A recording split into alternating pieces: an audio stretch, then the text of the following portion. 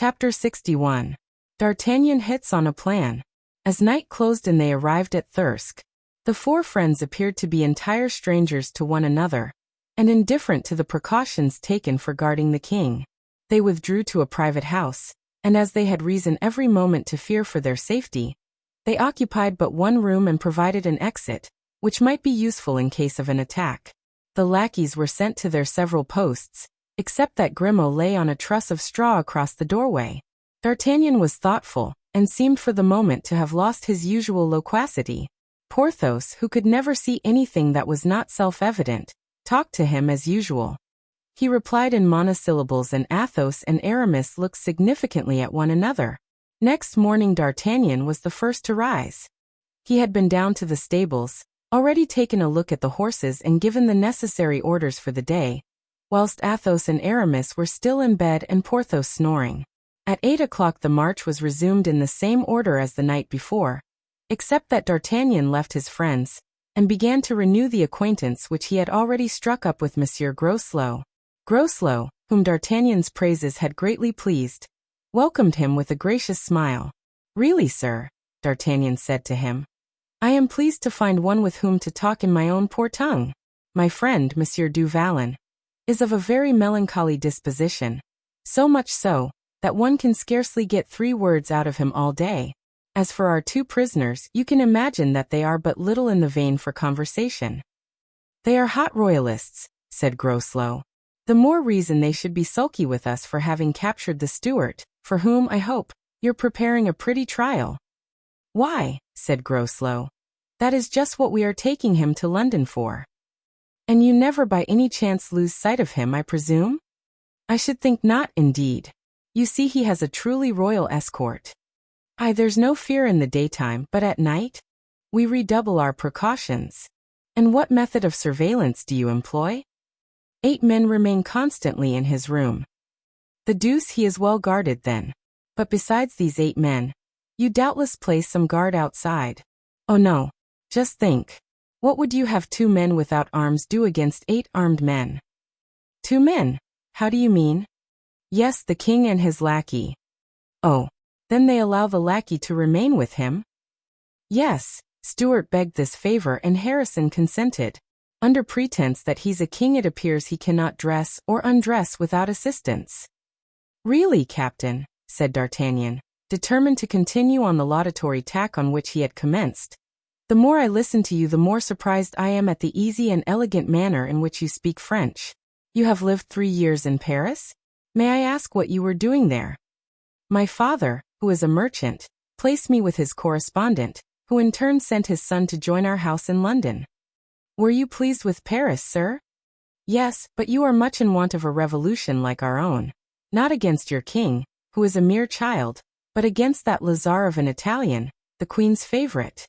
"Ah, I am quite of your opinion, sir, and we should soon make an end of Mazarin if we had only a dozen officers like yourself, without prejudices, vigilant and incorruptible."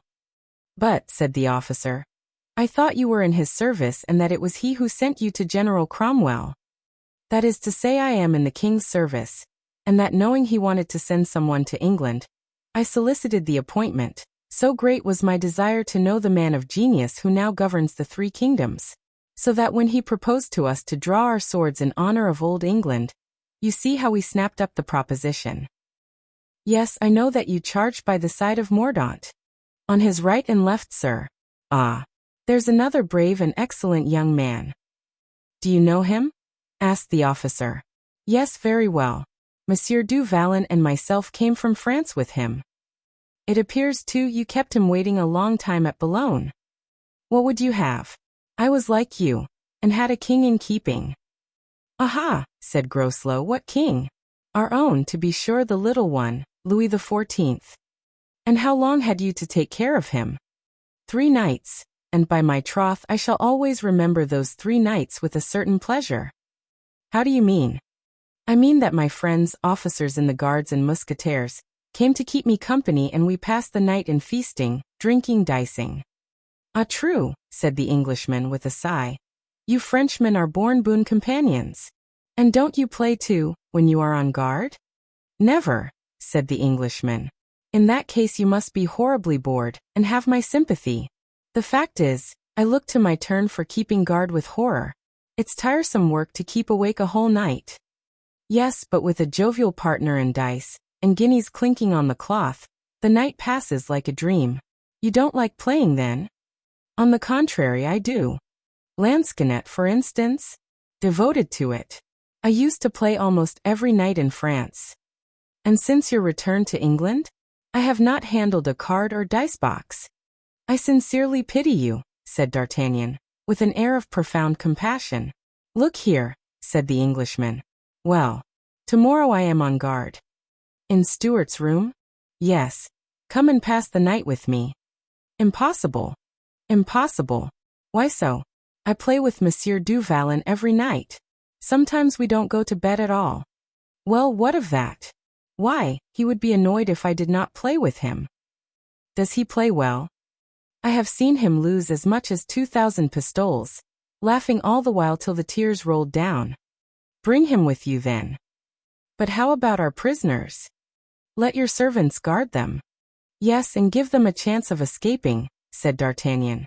Why, one of them is a rich lord from Touraine, and the other a knight of Malta, of noble family. We have arranged the ransom of each of them. £2,000 on arriving in France. We are reluctant to leave for a single moment men whom our lackeys know to be millionaires. It is true we plundered them a little when we took them, and I will even confess that it is their purse that Monsieur du Vallon and I draw on in our nightly play. Still, they may have concealed some precious stone, some valuable diamond, so that we are like those misers who are unable to absent themselves from their treasures. We have made ourselves the constant guardians of our men, and while I sleep Monsieur du Vallon watches. Ah, said Groslow. You see, then, why I must decline your polite invitation, which is especially attractive to me, because nothing is so wearisome as to play night after night with the same person. The chances always balance, and at the month's end nothing is gained or lost. Ah, said Groslow, sighing. There is something still more wearisome, and that is not to play at all. I can understand that, said D'Artagnan. But come, resumed the Englishman, are these men of yours dangerous? In what respect? Are they capable of attempting violence? D'Artagnan burst out laughing at the idea. Jesus Dieu, he cried. One of them is trembling with fever, having failed to adapt himself to this charming country of yours, and the other is a knight of Malta, as timid as a young girl, and for greater security we have taken from them even their penknives and pocket scissors. Well then, said Groslow, bring them with you. But really, said D'Artagnan, I have 8 men on guard, you know. 4 of them can guard the king, and the other for your prisoners. I'll manage it somehow, you will see. But, said D'Artagnan, now I think of it, what is to prevent our beginning tonight? Nothing at all, said Groslow. Just so. Come to us this evening, and tomorrow we'll return your visit. Capital. This evening with you, tomorrow at Stuart's, the next day with me. You see, that with a little forethought one can lead a merry life anywhere and everywhere, said D'Artagnan. Yes, with Frenchmen, and Frenchmen like you. And Monsieur du Vallon, added the other. You will see what a fellow he is. A man who nearly killed Mazarin between 2 doors. They employ him because they are afraid of him. Ah, there he is calling me now. You'll excuse me, I know. They exchanged bows and D'Artagnan returned to his companions. What on earth can you have been saying to that bulldog? Exclaimed Porthos. My dear fellow, don't speak like that of Monsieur Groslow. He's one of my most intimate friends. One of your friends? Cried Porthos. This butcher of unarmed farmers. Hush. My dear Porthos. Monsieur Groslow is perhaps rather hasty, it's true, but at bottom I have discovered 2 good qualities in him. He is conceited and stupid. Porthos opened his eyes in amazement. Athos and Aramis looked at one another and smiled. They knew D'Artagnan, and knew that he did nothing without a purpose. But, continued D'Artagnan, you shall judge of him for yourself. He is coming to play with us this evening. Oh ho, said Porthos, his eyes glistening at the news. Is he rich? He's the son of one of the wealthiest merchants in London. And knows Lansquenet. Adores it. Basset. His mania. Biribi. Revels in it. Good, said Porthos. We shall pass an agreeable evening. The more so, as it will be the prelude to a better. How so? We invite him to play tonight. He has invited us in return tomorrow. But wait. Tonight we stop at Derby, and if there is a bottle of wine in the town, let Musketeer buy it. It will be well to prepare a light supper, of which you, Athos and Aramis, are not to partake. Athos, because I told him you had a fever. Aramis, because you are a knight of Malta and won't mix with fellows like us. Do you understand? That's no doubt very fine, said Porthos. But deuce take me if I understand at all.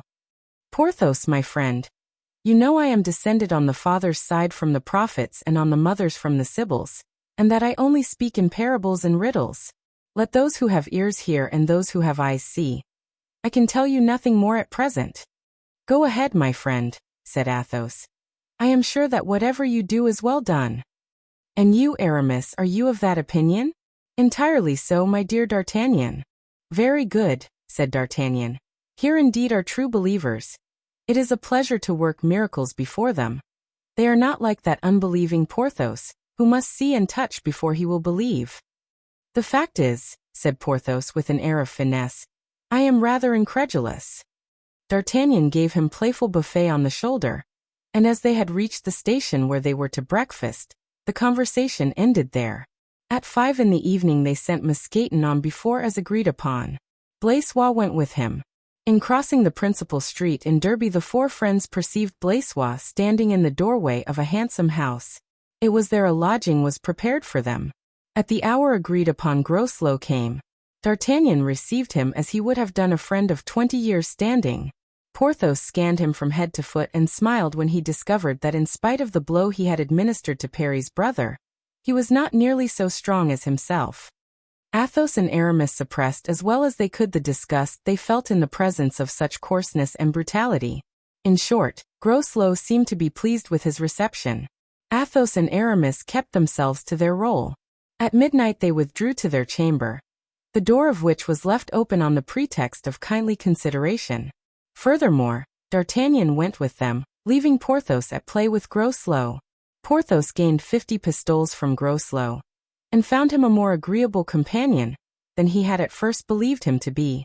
As to Groslow, he promised himself that on the following evening he would recover from D'Artagnan what he had lost to Porthos, and on leaving reminded the Gascon of his appointment. The next day was spent as usual. D'Artagnan went from Captain Groslow to Colonel Harrison, and from Colonel Harrison to his friends. To anyone not acquainted with him he seemed to be in his normal condition, but to his friends, to Athos and Aramis, was apparent a certain feverishness in his gaiety. "What is he contriving?" asked Aramis. "Wait," said Athos. Porthos said nothing, but he handled in his pocket the 50 pistoles he had gained from Groslow with a degree of satisfaction which betrayed itself in his whole bearing. Arrived at Riston, D'Artagnan assembled his friends. His face had lost the expression of careless gaiety it had worn like a mask the whole day. Athos pinched Aramis's hand. "The moment is at hand," he said. "Yes," returned D'Artagnan, who had overheard him. "Tonight, gentlemen, we rescue the king." "D'Artagnan," said Athos, "this is no joke, I trust? It would quite cut me up." "You are a very odd man, Athos," he replied, "to doubt me thus. Where and when have you seen me trifle with a friend's heart and a king's life? I have told you, and I repeat it, that tonight we rescue Charles I. You left it to me to discover the means, and I have done so." Porthos looked at D'Artagnan with an expression of profound admiration. Aramis smiled as one who hopes. Athos was pale, and trembled in every limb. "Speak," said Athos. "We are invited," replied D'Artagnan, "to pass the night with them, Groslow. But do you know where?" "No." "In the king's room." "The king's room," cried Athos. "Yes, gentlemen, in the king's room. Groslow is on guard there this evening, and to pass the time away he has invited us to keep him company." "All four of us?" asked Athos. "Pardieu. Certainly all four. We couldn't leave our prisoners, could we?" Ah, said Aramis. "Tell us about it," said Athos, palpitating. "We are going, then we two with our swords, you with daggers. We four have got to master these 8 fools and their stupid captain. Monsieur Porthos, what do you say to that?" "I say it is easy enough," answered Porthos. "We dress the king in Groslow's clothes. Mousqueton, Grimaud and Blaisois have our horses saddled at the end of the first street. We mount them and before daylight are 20 leagues distant." Athos placed his 2 hands on D'Artagnan's shoulders and gazed at him with his calm, sad smile. "I declare, my friend," said he, "that there is not a creature under the sky who equals you in prowess and in courage. Whilst we thought you indifferent to our sorrows, which you couldn't share without crime, you alone among us have discovered what we were searching for in vain. I repeat it, D'Artagnan, you are the best one among us. I bless and love you, my dear son." "And to think that I couldn't find that out," said Porthos, scratching his head. "It is so simple." "But," said Aramis, "if I understand rightly, we are to kill them all, eh?" Athos shuddered and turned pale. "Mordioux," answered D'Artagnan, "I believe we must. I confess I can discover no other safe and satisfactory way." "Let us see," said Aramis. "How are we to act? I have arranged 2 plans. Firstly, at a given signal, which shall be the words at last, you each plunge a dagger into the heart of the soldier nearest to you. We on our side do the same. That will be 4 killed. We shall then be matched, for against the remaining 5. If these 5 men give themselves up, we gag them. If they resist, we kill them. If by chance our amphitryon changes his mind and receives only Porthos and myself, why, then, we must resort to heroic measures and each give 2 strokes instead of 1. It will take a little longer time and may make a greater disturbance, but you will be outside with swords and will rush in at the proper time." "But if you yourselves should be struck?" said Athos. "Impossible," said D'Artagnan. "Those beer drinkers are too clumsy and awkward. Besides, you will strike at the throat, Porthos. It kills as quickly and prevents all outcry." "Very good," said Porthos. "It will be a nice little throat-cutting." "Horrible, horrible!" exclaimed Athos. "Nonsense," said D'Artagnan. "You would do as much, Mr. Humanity, in a battle. But if you think the king's life is not worth what it must cost, there's an end of the matter, and I send to Groslow to say I am ill." "No, you are right," said Athos. At this moment a soldier entered to inform them that Groslow was waiting for them. "Where?" asked D'Artagnan. "In the room of the English Nebuchadnezzar," replied the staunch Puritan. "Good," replied Athos, whose blood mounted to his face at the insult offered to royalty. "Tell the captain we are coming." The Puritan then went out. The lackeys had been ordered to saddle 8 horses and to wait, keeping together and without dismounting, at the corner of a street about 20 steps from the house where the king was lodged. It was 9 o'clock in the evening. The sentinels had been relieved at 8 and Captain Groslow had been on guard for an hour. D'Artagnan and Porthos, armed with their swords, and Athos and Aramis, each carrying a concealed poniard, approached the house which for the time being was Charles Stuart's prison. The 2 latter followed their captors in the humble guise of captives, without arms. "Odie's bodikins," said Groslow, as the 4 friends entered. "I had almost given you up." D'Artagnan went up to him and whispered in his ear. "The fact is we, that is, Monsieur du Vallon and I, hesitated a little." "And why?" D'Artagnan looked significantly toward Athos and Aramis. "Aha," said Groslow. "On account of political opinions? No matter.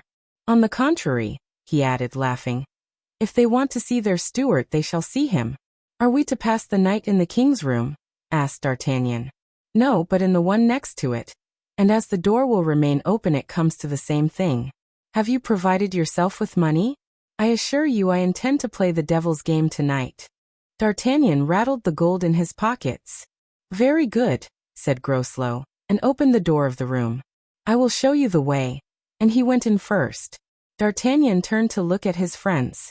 Porthos was perfectly indifferent, Athos pale but resolute. Aramis was wiping a slight moisture from his brow. The 8 guards were at their posts. For in the king's room, 2 at the door between the rooms and 2 at that by which the friends had entered. Athos smiled when he saw their bare swords. He felt it was no longer to be a butchery, but a fight, and he resumed his usual good humor. Charles was perceived through the door, lying dressed upon his bed, at the head of which Parry was seated, reading in a low voice a chapter from the Bible. A candle of coarse tallow on a black table lighted up the handsome and resigned face of the king and that of his faithful retainer, far less calm. From time to time Parry stopped, thinking the king, whose eyes were closed, was really asleep, but Charles would open his eyes and say with a smile, "Go on, my good Parry, I am listening." Groslow advanced to the door of the king's room, replaced on his head the hat he had taken off to receive his guests, looked for a moment contemptuously at this simple, yet touching scene, then turning to D'Artagnan, assumed an air of triumph at what he had achieved. "Capital!" cried the Gascon. "You would make a distinguished general." "And do you think," asked Groslow, "that Stuart will ever escape while I am on guard?" "No, to be sure," replied D'Artagnan, "unless, forsooth, the sky rains friends upon him." Groslow's face brightened. It is impossible to say whether Charles, who kept his eyes constantly closed, had noticed the insolence of the Puritan captain, but the moment he heard the clear tone of D'Artagnan's voice his eyelids rose, in spite of himself. Parry too started and stopped reading. "What are you thinking about?" said the king. "Go on, my good Parry, unless you are tired." Parry resumed his reading. On a table in the next room were lighted candles, cards, 2 dice boxes, and dice. "Gentlemen," said Groslow, "I beg you will take your places. I will sit facing Stuart, whom I like so much to see, especially where he now is, and you, Monsieur d'Artagnan, opposite to me." Athos turned red with rage. D'Artagnan frowned at him. "That's it," said D'Artagnan. "You, Monsieur le Comte de la Fère, to the right of Monsieur Groslow. You, Chevalier d'Herblay, to his left. Du Vallon next me. You'll bet for me and those gentlemen for Monsieur Groslow." By this arrangement D'Artagnan could nudge Porthos with his knee and make signs with his eyes to Athos and Aramis. At the names Comte de la Fère and Chevalier d'Herblay, Charles opened his eyes, and raising his noble head, in spite of himself, threw a glance at all the actors in the scene. At that moment Parry turned over several leaves of his Bible, and read with a loud voice this verse in Jeremiah. God said, "Hear ye the words of the prophets my servants, whom I have sent unto you." The 4 friends exchanged glances. The words that Parry had read assured them that their presence was understood by the king, and was assigned to its real motive. D'Artagnan's eyes sparkled with joy. "You asked me just now if I was in funds," said D'Artagnan, placing some 20 pistoles upon the table. "Well, in my turn I advise you to keep a sharp lookout on your treasure, my dear Monsieur Groslow, for I can tell you we shall not leave this without robbing you of it." "Not without my defending it," said Groslow. "So much the better," said D'Artagnan. "Fight, my dear captain, fight. You know or you don't know, that is what we ask of you." "Oh, yes," said Groslow, bursting with his usual coarse laugh. "I know you Frenchmen want nothing but cuts and bruises." Charles had heard and understood it all. A slight color mounted to his cheeks. The soldiers then saw him stretch his limbs, little by little, and under the pretense of much heat throw off the Scotch plaid which covered him. Athos and Aramis started with delight to find that the king was lying with his clothes on. The game began. The luck had turned, and Groslow, having won some 100 pistoles, was in the merriest possible humor. Porthos, who had lost the 50 pistoles he had won the night before and 30 more besides, was very cross and questioned D'Artagnan with a nudge of the knee as to whether it would not soon be time to change the game. Athos and Aramis looked at him inquiringly, but D'Artagnan remained impassible. It struck 10. They heard the guard going its rounds. "How many rounds do they make a night?" asked D'Artagnan, drawing more pistoles from his pocket. 5, answered Groslow, 1 every 2 hours. D'Artagnan glanced at Athos and Aramis, and for the first time replied to Porthos's nudge of the knee by a nudge responsive. Meanwhile, the soldiers whose duty it was to remain in the king's room, attracted by that love of play so powerful in all men, had stolen little by little toward the table, and standing on tiptoe lounged watching the game, over the shoulders of D'Artagnan and Porthos. Those on the other side had followed their example, thus favoring the views of the 4 friends, who preferred having them close at hand to chasing them about the chamber. The 2 sentinels at the door still had their swords unsheathed, but they were leaning on them while they watched the game. Athos seemed to grow calm as the critical moment approached. With his white, aristocratic hands he played with the Lewis, bending and straightening them again, as if they were made of pewter. Aramis, less self-controlled, fumbled continually with his hidden poniard. Porthos, impatient at his continued losses, kept up a vigorous play with his knee. D'Artagnan turned, mechanically looking behind him, and between the figures of two soldiers he could see Parry standing up and Charles leaning on his elbow with his hands clasped, and apparently offering a fervent prayer to God. D'Artagnan saw that the moment was come. He darted a preparatory glance at Athos and Aramis, who slyly pushed their chairs a little back, so as to leave themselves more space for action. He gave Porthos a second nudge of the knee, and Porthos got up as if to stretch his legs and took care at the same time to ascertain that his sword could be drawn smoothly from the scabbard. "Hang it!" cried D'Artagnan. "Another 20 pistoles lost. Really, Captain Groslow, you are too much in fortune's way. This can't last," and he drew another 20 from his pocket. "One more turn, Captain. 20 pistoles on one throw, only one the last." "Done for 20, replied Groslow. And he turned up 2 cards as usual, a king for D'Artagnan and an ace for himself. "A king," said D'Artagnan. "It's a good omen, Master Groslow, look out for the king." And in spite of his extraordinary self-control, there was a strange vibration in the Gascon's voice which made his partner start. Groslow began turning the cards one after another. If he turned up an ace first he won, if a king he lost. He turned up a king. "At last!" cried D'Artagnan. At this word Athos and Aramis jumped up. Porthos drew back a step. Daggers and swords were just about to shine, when suddenly the door was thrown open and Harrison appeared in the doorway, accompanied by a man enveloped in a large cloak.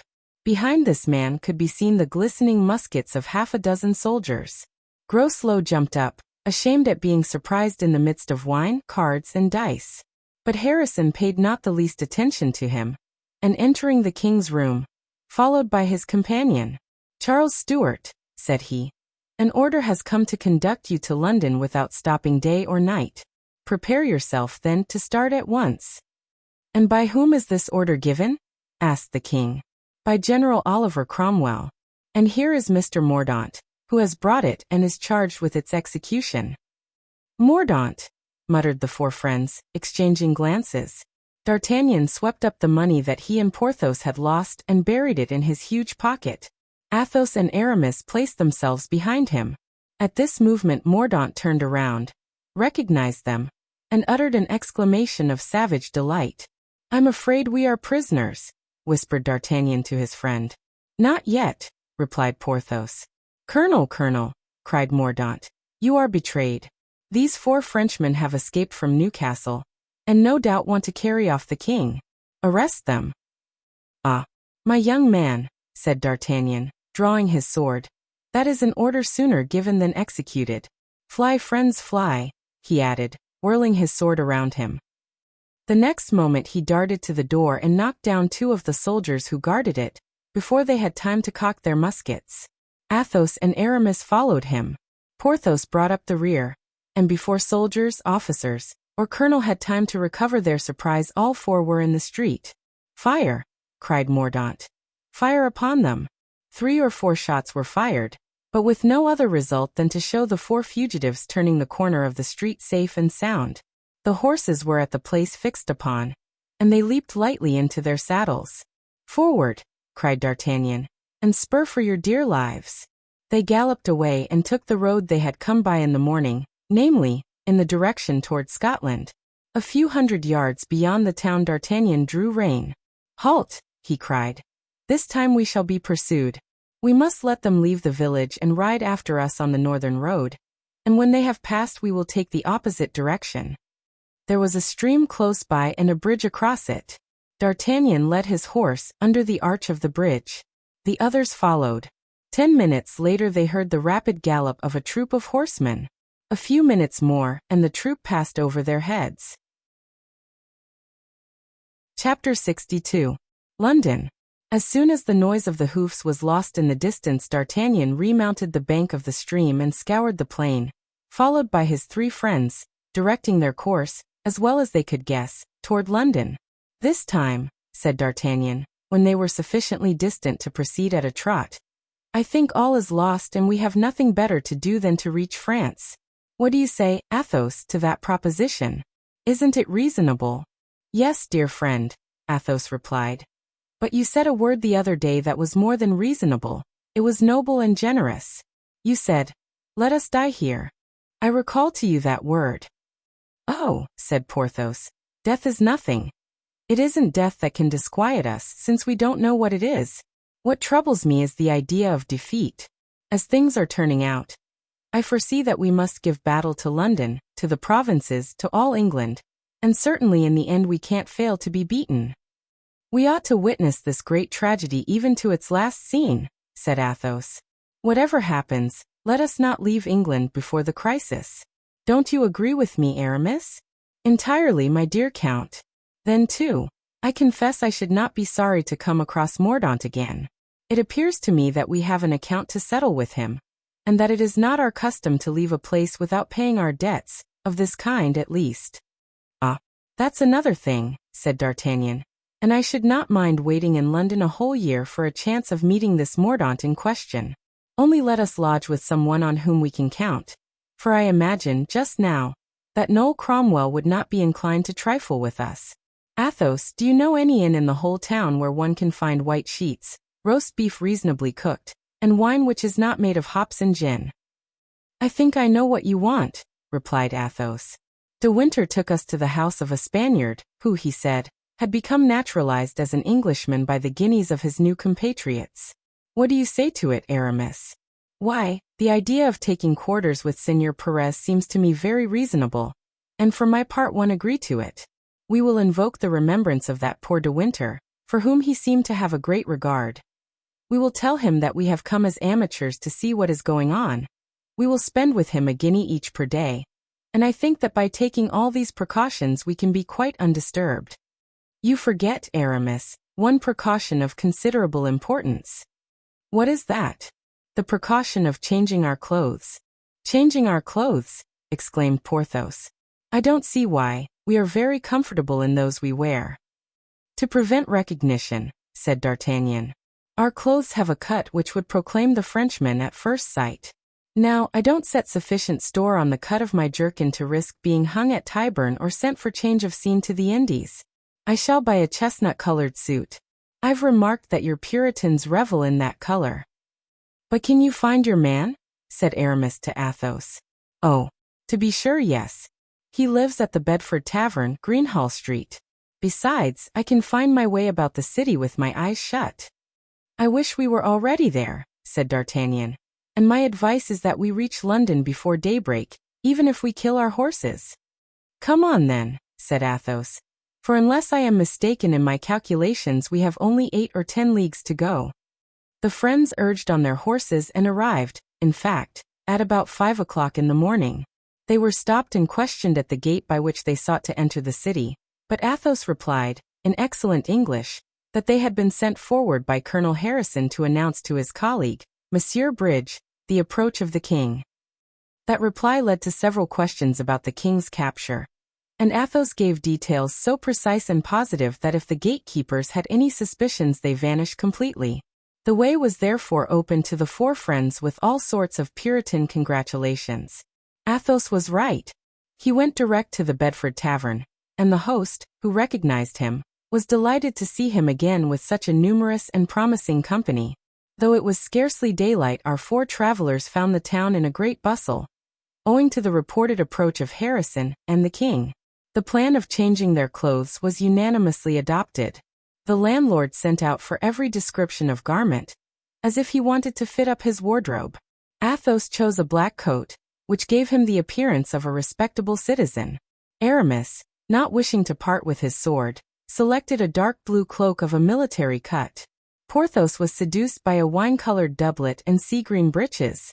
D'Artagnan, who had fixed on his color beforehand, had only to select the shade, and looked in his chestnut suit exactly like a retired sugar dealer. Now, said D'Artagnan, for the actual man. We must cut off our hair, that the populace may not insult us. As we no longer wear the sword of the gentleman, we may as well have the head of the Puritan. This, as you know, is the important point of distinction between the Covenanter and the Cavalier. After some discussion this was agreed to, and Mousqueton played the role of barber. We look hideous, said Athos. And smack of the Puritan to a frightful extent, said Aramis. My head feels actually cold, said Porthos. As for me, I feel anxious to preach a sermon, said D'Artagnan. Now, said Athos, "that we cannot even recognize one another and have therefore no fear of others recognizing us. Let us go and see the king's entrance." They had not been long in the crowd before loud cries announced the king's arrival. A carriage had been sent to meet him, and the gigantic Porthos, who stood ahead above the entire rabble, soon announced that he saw the royal equipage approaching. D'Artagnan raised himself on tiptoe, and as the carriage passed, saw Harrison at one window and Mordaunt at the other. The next day, Athos, leaning out of his window, which looked upon the most populous part of the city, heard the Act of Parliament, which summoned the ex-king, Charles I, to the bar, publicly cried. "Parliament indeed," cried Athos. "Parliament can never have passed such an act as that." At this moment the landlord came in. "Did Parliament pass this act?" Athos asked of him in English. "Yes, my lord, the pure Parliament." "What do you mean by the pure Parliament? Are there then two parliaments?" "My friend," D'Artagnan interrupted, "as I don't understand English and we all understand Spanish, have the kindness to speak to us in that language, which, since it is your own, you must find pleasure in using when you have the chance." "Ah, excellent," said Aramis. As to Porthos, all his attention was concentrated on the allurements of the breakfast table. "You were asking, then?" said the host in Spanish. "I asked," said Athos in the same language, "if there are two parliaments, a pure and an impure?" "Why, how extraordinary," said Porthos, slowly raising his head and looking at his friends with an air of astonishment. "I understand English, then." "I understand what you say." "That is because we are talking Spanish, my dear friend," said Athos. "Oh, the devil," said Porthos.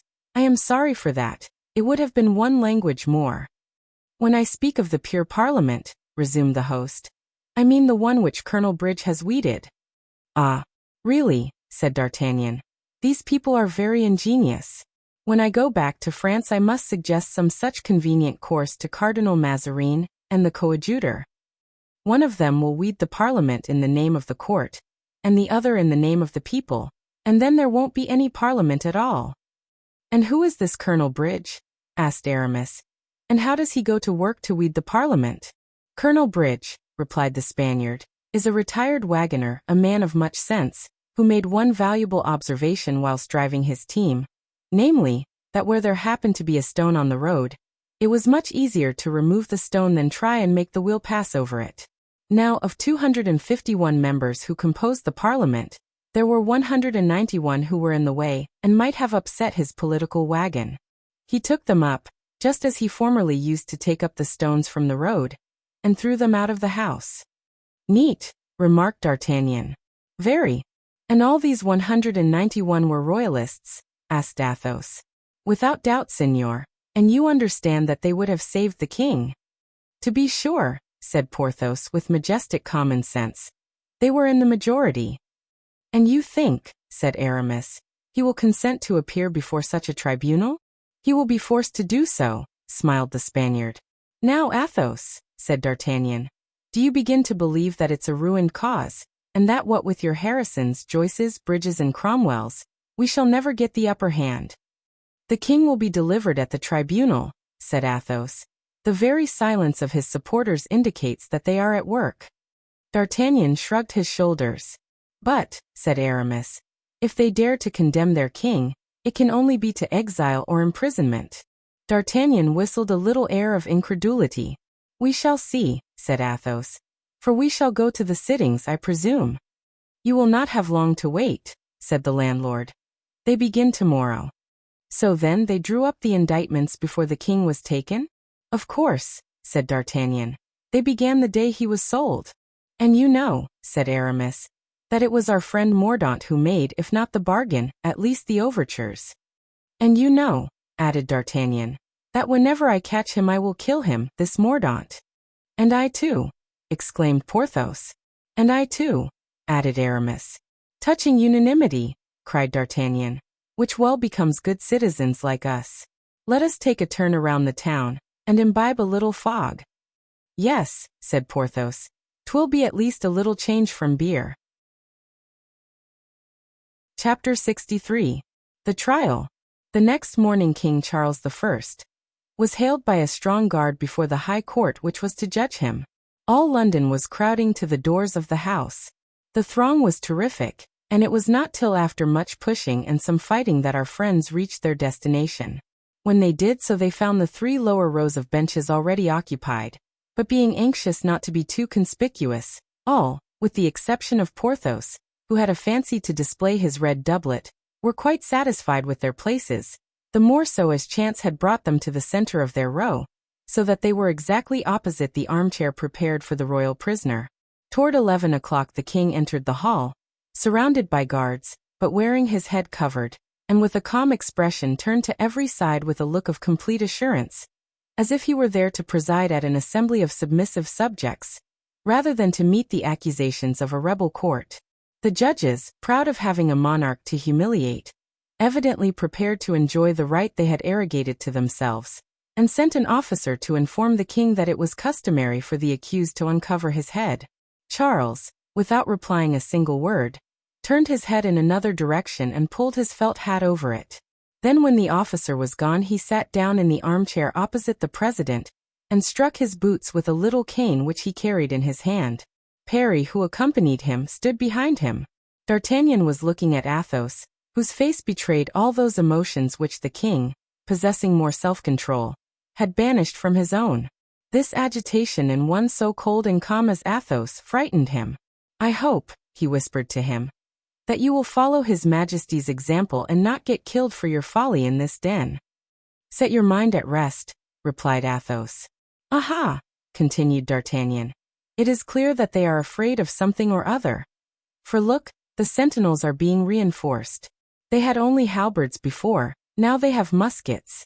The halberds were for the audience in the rear, the muskets are for us." 30, 40, 50, 65 men, said Porthos, counting the reinforcements. "Ah," said Aramis, "but you forget the officer." D'Artagnan grew pale with rage. He recognized Mordaunt, who with bare sword was marshalling the Musketeers behind the king and opposite the benches. "Do you think they have recognized us?" said D'Artagnan. "In that case I should beat a retreat. I don't care to be shot in a box." "No," said Aramis, "he has not seen us. He sees no one but the king.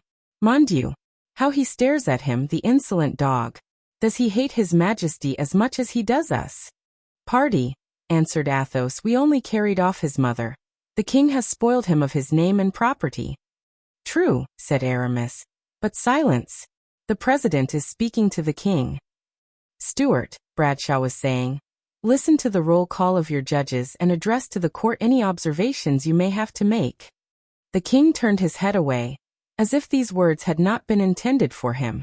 Bradshaw waited, and as there was no reply there was a moment of silence. Out of the 163 members designated there were only 73 present, for the rest, fearful of taking part in such an act, had remained away. When the name of Colonel Fairfax was called, one of those brief but solemn silences ensued, which announced the absence of the members who had no wish to take a personal part in the trial. "Colonel Fairfax," repeated Bradshaw. "Fairfax," answered a laughing voice, the silvery tone of which betrayed it as that of a woman, "is not such a fool as to be here." A loud laugh followed these words, pronounced with that boldness which women draw from their own weakness, a weakness which removes them beyond the power of vengeance. "It is a woman's voice," cried Aramis. "Faith, I would give a good deal if she is young and pretty." And he mounted on the bench to try and get a sight of her. "By my soul," said Aramis, "she is charming. Look, D'Artagnan, everybody is looking at her, and in spite of Bradshaw's gaze she has not turned pale." "It is Lady Fairfax herself," said D'Artagnan. "Don't you remember, Porthos, we saw her at General Cromwell's?" The roll call continued. "These rascals will adjourn when they find that they are not in sufficient force," said the Comte de la Fere. "You don't know them. Athos, look at Mordaunt's smile. Is that the look of a man whose victim is likely to escape him? Ah, cursed basilisk, it will be a happy day for me when I can cross something more than a look with you." "The king is really very handsome," said Porthos. "And look too, though he is a prisoner, how carefully he is dressed. The feather in his hat is worth at least 25 pistoles. Look at it, Aramis." The roll call finished, the president ordered them to read the act of accusation. Athos turned pale. A second time he was disappointed in his expectation. Notwithstanding the judges were so few, the trial was to continue. The king, then, was condemned in advance. "I told you so, Athos," said D'Artagnan, shrugging his shoulders.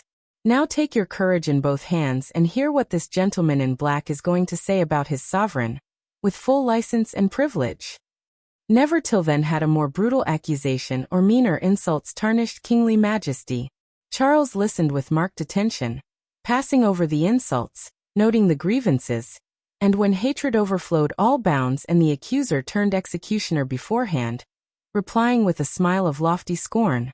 "The fact is," said D'Artagnan, "if men are punished for imprudence and triviality, this poor king deserves punishment.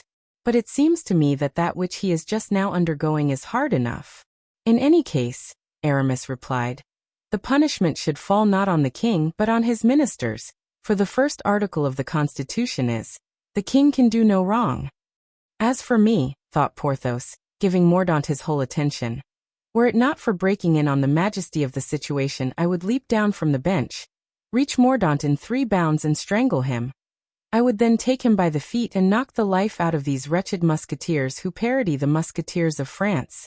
Meantime, D'Artagnan, who is full of invention, would find some way to save the king. I must speak to him about it."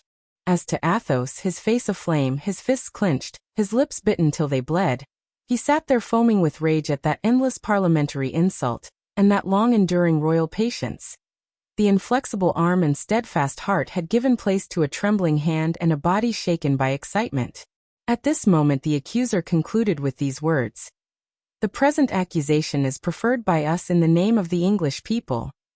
At these words there was a murmur along the benches, and a second voice, not that of a woman, but a man's, stout and furious, thundered behind D'Artagnan. "You lie," it cried. "9/10 of the English people are horrified at what you say." This voice was that of Athos, who, standing up with outstretched hand and quite out of his mind, thus assailed the public accuser. King, judges, spectators, all turned their eyes to the bench where the 4 friends were seated. Mordaunt did the same and recognized the gentleman, around whom the 3 other Frenchmen were standing, pale and menacing. His eyes glittered with delight. He had discovered those to whose death he had devoted his life. A movement of fury called to his side some 20 of his musketeers, and pointing to the bench where his enemies were, "Fire on that bench," he cried. But with the rapidity of thought D'Artagnan seized Athos by the waist, and followed by Porthos with Aramis, leaped down from the benches, rushed into the passages, and flying down the staircase were lost in the crowd without, while the muskets within were pointed on some 3,000 spectators, whose piteous cries and noisy alarm stopped the impulse already given to bloodshed. Charles also had recognized the 4 Frenchmen. He put one hand on his heart to still its beating and the other over his eyes, that he might not witness the slaying of his faithful friends. Mordaunt, pale and trembling with anger, rushed from the hall sword in hand, followed by 6 pikemen, pushing, inquiring and panting in the crowd, and then, having found nothing, returned. The tumult was indescribable. More than half an hour passed before any one could make himself heard. The judges were looking for a new outbreak from the benches. The spectators saw the muskets leveled at them, and divided between fear and curiosity, remained noisy and excited. Quiet was at length restored. "What have you to say in your defense?" asked Bradshaw of the king. Then rising, with his head still covered, in the tone of a judge rather than a prisoner, Charles began. "Before questioning me," he said, "reply to my question. I was free at Newcastle, and had there concluded a treaty with both houses. Instead of performing your part of this contract, as I performed mine, you bought me from the Scotch, cheaply I know, and that does honor to the economic talent of your government, but because you have paid the price of a slave. Do you imagine that I have ceased to be your king? No. To answer you would be to forget it. I shall only reply to you when you have satisfied me of your right to question me. To answer you would be to acknowledge you as my judges, and I only acknowledge you as my executioners." And in the middle of a death-like silence, Charles, calm, lofty, and with his head still covered, sat down again in his armchair. "Why are not my Frenchmen here?" he murmured proudly, and turning his eyes to the benches where they had appeared for a moment, they would have seen that their friend was worthy of their defense while alive, and of their tears when dead. Well, said the president, seeing that Charles was determined to remain silent, so be it. We will judge you in spite of your silence. You are accused of treason, of abuse of power and murder. The evidence will support it. Go, and another sitting will accomplish what you have postponed in this. Charles rose and turned toward Parry, whom he saw pale and with his temples dewed with moisture. Well, my dear Parry, said he. What is the matter, and what can affect you in this manner? Oh, my king, said Parry, with tears in his eyes and in a tone of supplication. Do not look to the left as we leave the hall. And why, Parry? Do not look, I implore you, my king. But what is the matter? Speak, said Charles, attempting to look across the hedge of guards which surrounded him. It is, but you will not look, will you? It is because they have had the axe with which criminals are executed, brought and placed there on the table. The sight is hideous. Fools, said Charles. Do they take me for a coward like themselves? You have done well to warn me. Thank you, Parry. When the moment arrived, the king followed his guards out of the hall. As he passed the table on which the axe was laid, he stopped, and turning with a smile said, Ah, the axe, an ingenious device, and well worthy of those who know not what a gentleman is. You frighten me not, executioner's axe, added he, touching it with the cane which he held in his hand. And I strike you now, waiting patiently and Christianly for you to return the blow. And shrugging his shoulders with unaffected contempt, he passed on. When he reached the door, a stream of people, who had been disappointed in not being able to get into the house, and to make amends had collected to see him come out, stood on each side, as he passed, many among them glaring on him with threatening looks. How many people, thought he, and not one true friend. And as he uttered these words of doubt and depression within his mind, a voice beside him said, Respect to fallen majesty. The king turned quickly around, with tears in his eyes and heart. It was an old soldier of the guards who could not see his king pass captive before him without rendering him this final homage. But the next moment the unfortunate man was nearly killed with heavy blows of sword hilts. And among those who set upon him the king recognized Captain Groslow. Alas, said Charles, that is a severe chastisement for a very trifling fault. He continued his walk, but he had scarcely gone 100 paces, when a furious fellow, leaning between two soldiers, spat in the king's face, as once an infamous and accursed Jew spit in the face of Jesus of Nazareth. Loud roars of laughter and sullen murmurs arose together. The crowd opened and closed again, undulating like a stormy sea, and the king imagined that he saw shining in the midst of this living wave the bright eyes of Athos. Charles wiped his face and said with a sad smile, Poor wretch, for half a crown he would do as much to his own father. The king was not mistaken. Athos and his friends, again mingling with the throng, were taking a last look at the martyr king. When the soldier saluted Charles, Athos's heart bounded for joy, and that unfortunate, on coming to himself, found 10 guineas that the French gentleman had slipped into his pocket. But when the cowardly insulter spat in the face of the captive monarch, Athos grasped his dagger. But D'Artagnan stopped his hand and in a hoarse voice cried, Wait! Athos stopped. D'Artagnan, leaning on Athos, made a sign to Porthos and Aramis to keep near them, and then placed himself behind the man with the bare arms, who was still laughing at his own vile pleasantry and receiving the congratulations of several others. The man took his way toward the city. The 4 friends followed him. The man, who had the appearance of being a butcher, descended a little steep and isolated street, looking on to the river, with 2 of his friends. Arrived at the bank of the river, the 3 men perceived that they were followed, turned around, and looking insolently at the Frenchman, passed some jests from one to another. I don't know English, Athos, said D'Artagnan, but you know it and will interpret for me. Then quickening their steps they passed the 3 men, but turned back immediately, and D'Artagnan walked straight up to the butcher, and touching him on the chest with the tip of his finger, said to Athos, Say this to him in English.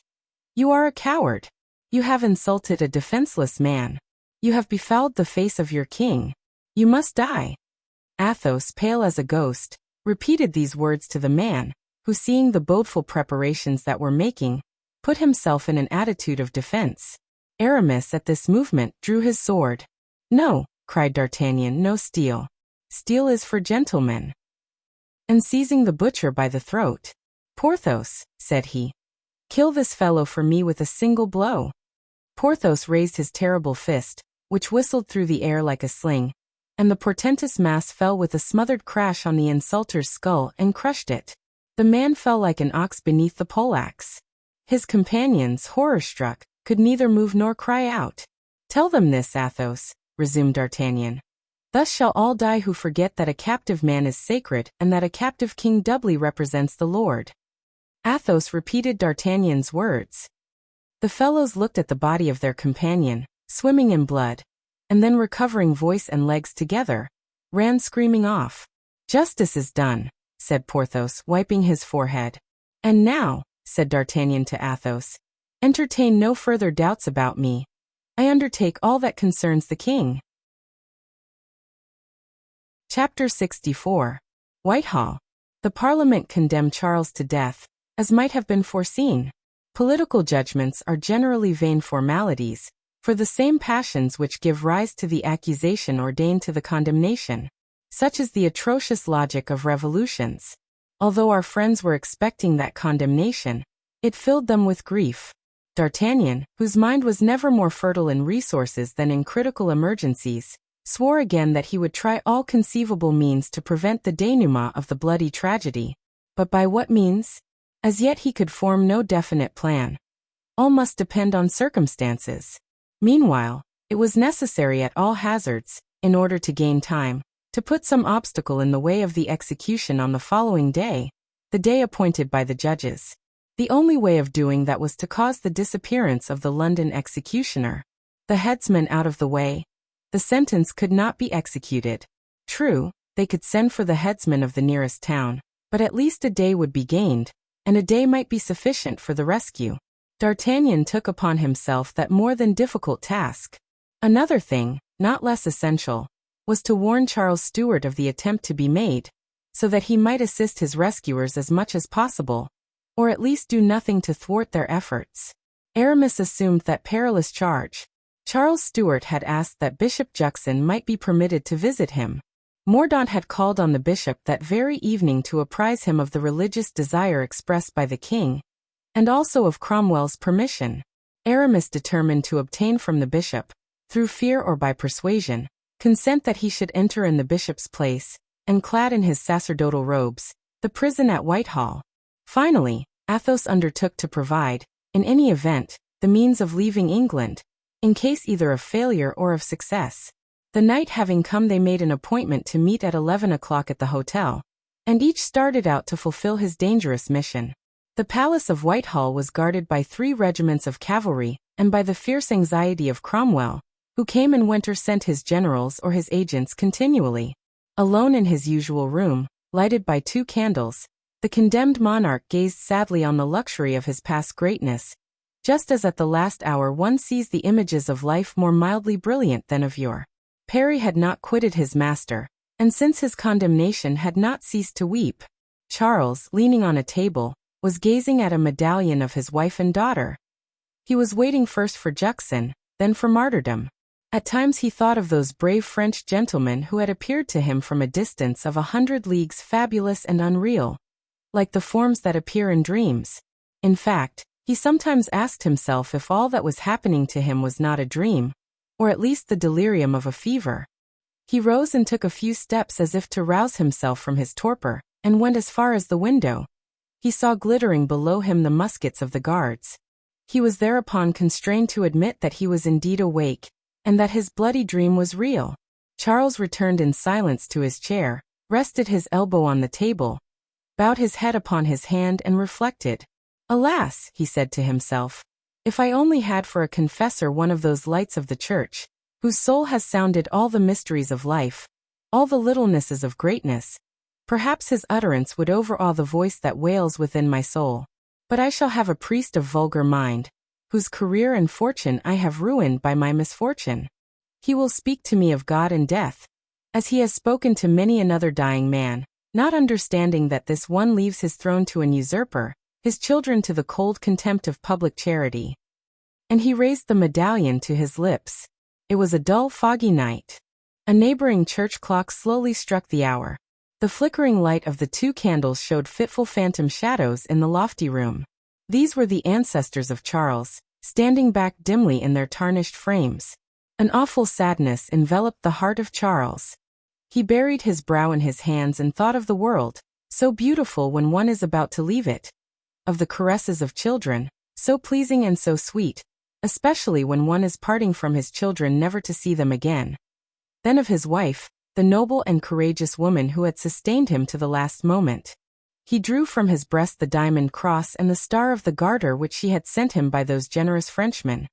He kissed it, and then, as he reflected, that she would never again see those things till he lay cold and mutilated in the tomb, there passed over him one of those icy shivers which may be called forerunners of death. Then, in that chamber which recalled to him so many royal souvenirs, whither had come so many courtiers, the scene of so much flattering homage, alone with a despairing servant, whose feeble soul could afford no support to his own, the king at last yielded to sorrow, and his courage sank to a level with that feebleness, those shadows, and that wintry cold. That king, who was so grand, so sublime in the hour of death, meeting his fate with a smile of resignation on his lips, now in that gloomy hour wiped away a tear which had fallen on the table and quivered on the gold-embroidered cloth. Suddenly the door opened. An ecclesiastic in episcopal robes entered, followed by 2 guards, to whom the king waved an imperious gesture. The guards retired. The room resumed its obscurity. "Juxon," cried Charles. "Juxon, thank you, my last friend. You come at a fitting moment." The bishop looked anxiously at the man sobbing in the ingle nook. "Come, Parry," said the king, "cease your tears." "If it's Parry," said the bishop, "I have nothing to fear, so allow me to salute your majesty and to tell you who I am and for what I am come." At this sight and this voice Charles was about to cry out, when Aramis placed his finger on his lips and bowed low to the King of England. "The Chevalier," murmured Charles. "Yes, sire," interrupted Aramis, raising his voice. "Bishop Juxon, the faithful knight of Christ, obedient to your majesty's wishes." Charles clasped his hands, amazed and stupefied to find that these foreigners, without other motive than that which their conscience imposed on them, thus combated the will of a people and the destiny of a king. "You," he said, "how did you penetrate hither? If they recognize you, you are lost. Care not for me, sire. Think only of yourself. You see, your friends are wakeful. I know not what we shall do yet, but 4 determined men can do much. Meanwhile, do not be surprised at anything that happens. Prepare yourself for every emergency." Charles shook his head. "Do you know that I die tomorrow at 10 o'clock? Something, your majesty, will happen between now and then to make the execution impossible." The king looked at Aramis with astonishment. At this moment a strange noise, like the unloading of a cart, and followed by a cry of pain, was heard beneath the window. "Do you hear?" said the king. "I hear," said Aramis, "but I understand neither the noise nor the cry of pain." "I know not who can have uttered the cry," said the king, "but the noise is easily understood. Do you know that I am to be beheaded outside this window? Well, these boards you hear unloaded are the posts and planks to build my scaffold. Some workman must have fallen underneath them and been hurt." Aramis shuddered in spite of himself. "You see," said the king, "that it is useless for you to resist. I am condemned. Leave me to my death." "My king," said Aramis, "they well may raise a scaffold, but they cannot make an executioner." "What do you mean?" asked the king. "I mean that at this hour the headsman has been got out of the way by force or persuasion. The scaffold will be ready by tomorrow, but the headsman will be wanting and they will put it off till the day after tomorrow." "What then?" said the king. "Tomorrow night we shall rescue you." "How can that be?" cried the king, whose face was lighted up, in spite of himself, by a flash of joy. "Oh, sir," cried Parry, "may you and yours be blessed." "How can it be?" repeated the king. "I must know, so that I may assist you if there is any chance." "I know nothing about it," continued Aramis, "but the cleverest, the bravest, the most devoted of us foresaid to me when I left him, 'Tell the king that tomorrow at 10 o'clock at night, we shall carry him off.' He has said it and will do it." "Tell me the name of that generous friend," said the king, "that I may cherish for him an eternal gratitude, whether he succeeds or not." "D'Artagnan, sire, the same who had so nearly rescued you when Colonel Harrison made his untimely entrance." "You are indeed wonderful men," said the king. If such things had been related to me, I should not have believed them. Now, sire, resumed Aramis, listen to me. Do not forget for a single instant that we are watching over your safety. Observe the smallest gesture, the least bit of song, the least sign from anyone near you. Watch everything, hear everything, interpret everything. Oh, chevalier, cried the king. What can I say to you? There is no word, though it should come from the profoundest depth of my heart, that can express my gratitude. If you succeed, I do not say that you will save a king. No, in presence of the scaffold as I am, royalty, I assure you, is a very small affair. But you will save a husband to his wife, a father to his children. Chevalier, take my hand. It is that of a friend who will love you to his last sigh. Aramis stooped to kiss the king's hand, but Charles clasped his and pressed it to his heart. At this moment a man entered, without even knocking at the door.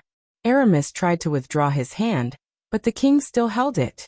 The man was one of those Puritans, half preacher and half soldier, who swarmed around Cromwell. What do you want, sir? Said the king. I desire to know if the confession of Charles Stuart is at an end, said the stranger. And what is it to you?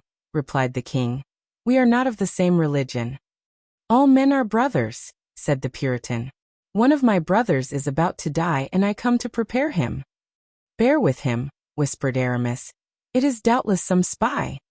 After my reverend Lord Bishop, said the king to the man. I shall hear you with pleasure, sir.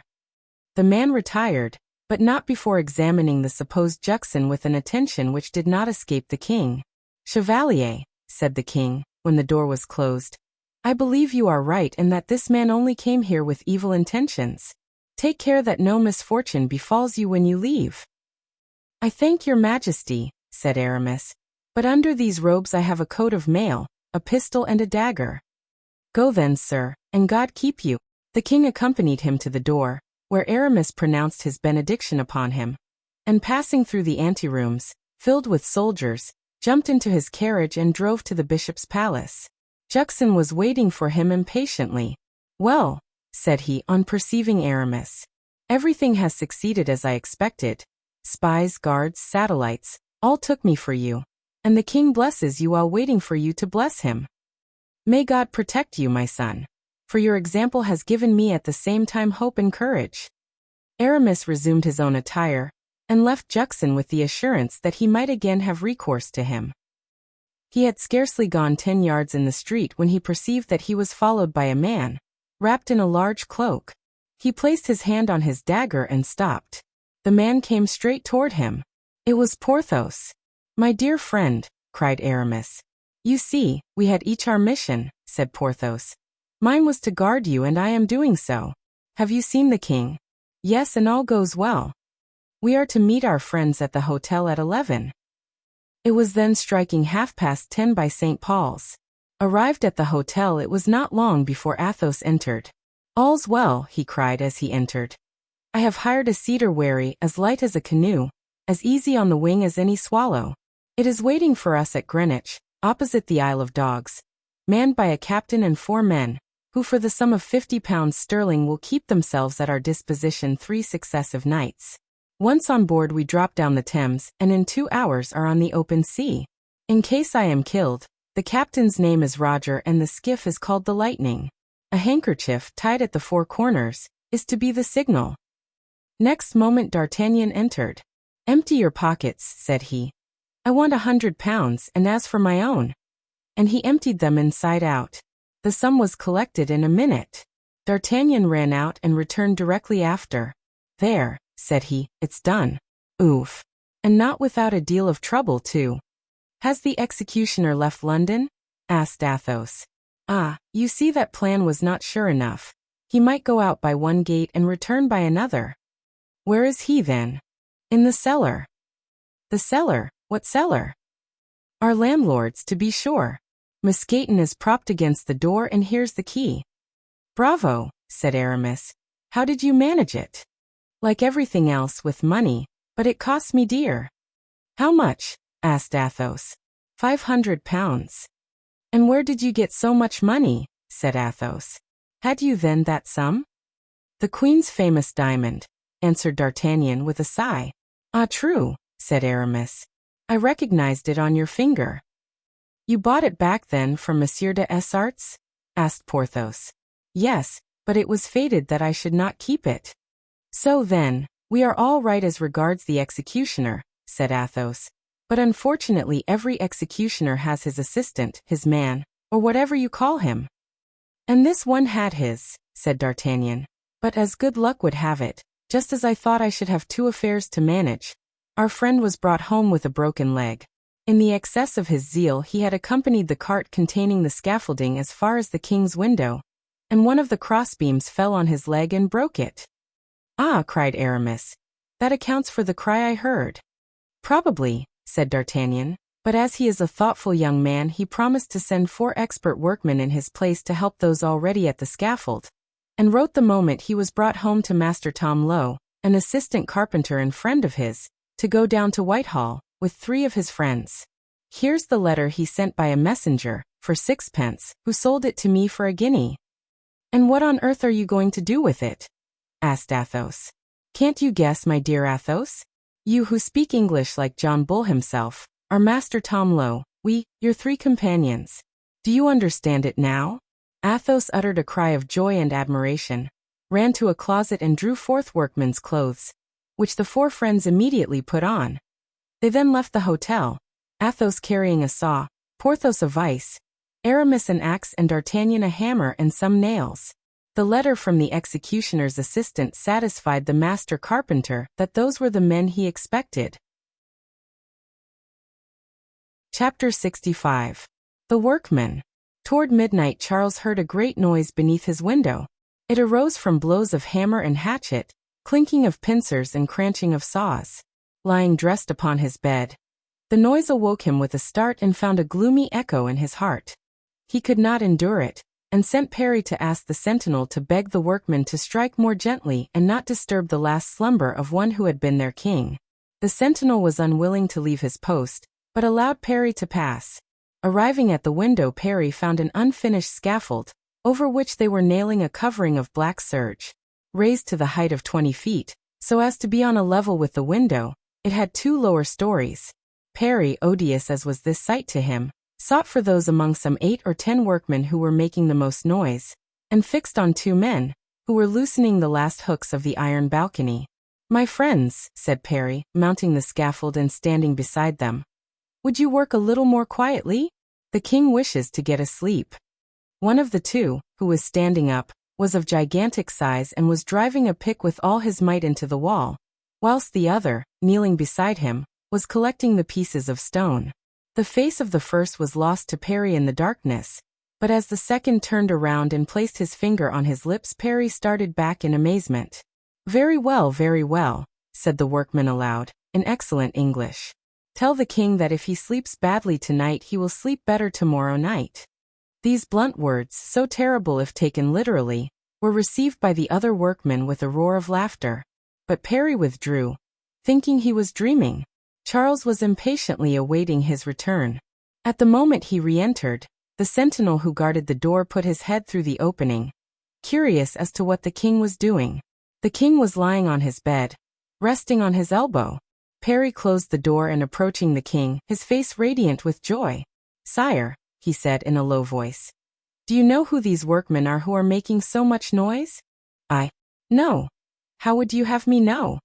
Parry bent his head and whispered to the king, "It is the Comte de la Fere and his friends." "Raising my scaffold?" cried the king, astounded. "Yes, and at the same time making a hole in the wall." The king clasped his hands and raised his eyes to heaven. Then leaping down from his bed he went to the window, and pulling aside the curtain tried to distinguish the figures outside, but in vain. Parry was not wrong. It was Athos he had recognized, and Porthos who was boring a hole through the wall. This hole communicated with a kind of loft, the space between the floor of the king's room and the ceiling of the one below it. Their plan was to pass through the hole they were making into this loft and cut out from below a piece of the flooring of the king's room, so as to form a kind of trapdoor. Through this the king was to escape the next night, and hidden by the black covering of the scaffold, was to change his dress for that of a workman, slip out with his deliverers, past the sentinels, who would suspect nothing, and so reach the skiff that was waiting for him at Greenwich. Day gilded the tops of the houses. The aperture was finished and Athos passed through it, carrying the clothes destined for the king wrapped in black cloth, and the tools with which he was to open a communication with the king's room. He had only 2 hours' work to do to open communication with the king and, according to the calculations of the 4 friends, they had the entire day before them, since, the executioner being absent, another must be sent for to Bristol. D'Artagnan returned to change his workman's clothes for his chestnut-colored suit, and Porthos to put on his red doublet. As for Aramis, he went off to the bishop's palace to see if he could possibly pass in with Juxon to the king's presence. All 3 agreed to meet at noon in Whitehall Place to see how things went on. Before leaving the scaffold, Aramis had approached the opening where Athos was concealed to tell him that he was about to make an attempt to gain another interview with the king. "Adieu then, and be of good courage," said Athos. "Report to the king the condition of affairs. Say to him that when he is alone it will help us if he will knock on the floor, for then I can continue my work in safety. Try, Aramis, to keep near the king. Speak loud, very loud, for they will be listening at the door. If there is a sentinel within the apartment, kill him without hesitation. If there are 2, let Parry kill one and you the other. If there are 3, let yourself be slain, but save the king." "Be easy," said Aramis. "I will take 2 poniards and give one to Parry. Is that all?" "Yes, go, but urge the king strongly not to stand on false generosity. While you are fighting, if there is a fight, he must flee. The trap once replaced over his head, you being on the trap, dead or alive, they will need at least 10 minutes to find the hole by which he has escaped. In those 10 minutes we shall have gained the road, and the king will be saved. Everything shall be done as you say, Athos. Your hand, for perhaps we shall not see each other again." Athos put his arm around Aramis's neck and embraced him. "For you," he said. "Now if I die, say to D'Artagnan that I love him as a son, and embrace him for me. Embrace also our good and brave Porthos. Adieu." "Adieu," said Aramis. "I am as sure now that the king will be saved as I am sure that I clasped the most loyal hand in the world." Aramis parted from Athos, went down from the scaffold in his turn, and took his way to the hotel, whistling the air of a song in praise of Cromwell.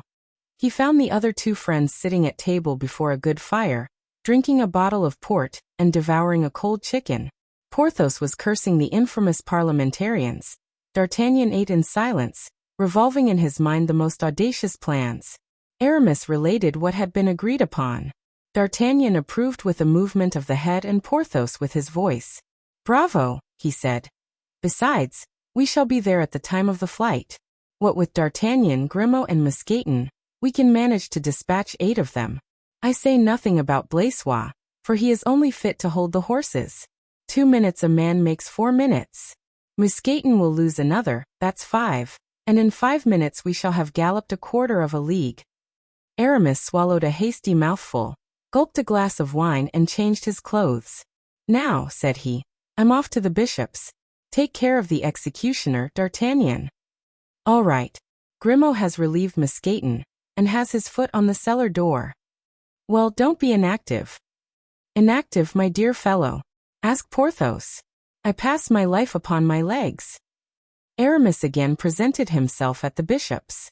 Juxon consented the more readily to take him with him, as he would require an assistant priest in case the king should wish to communicate.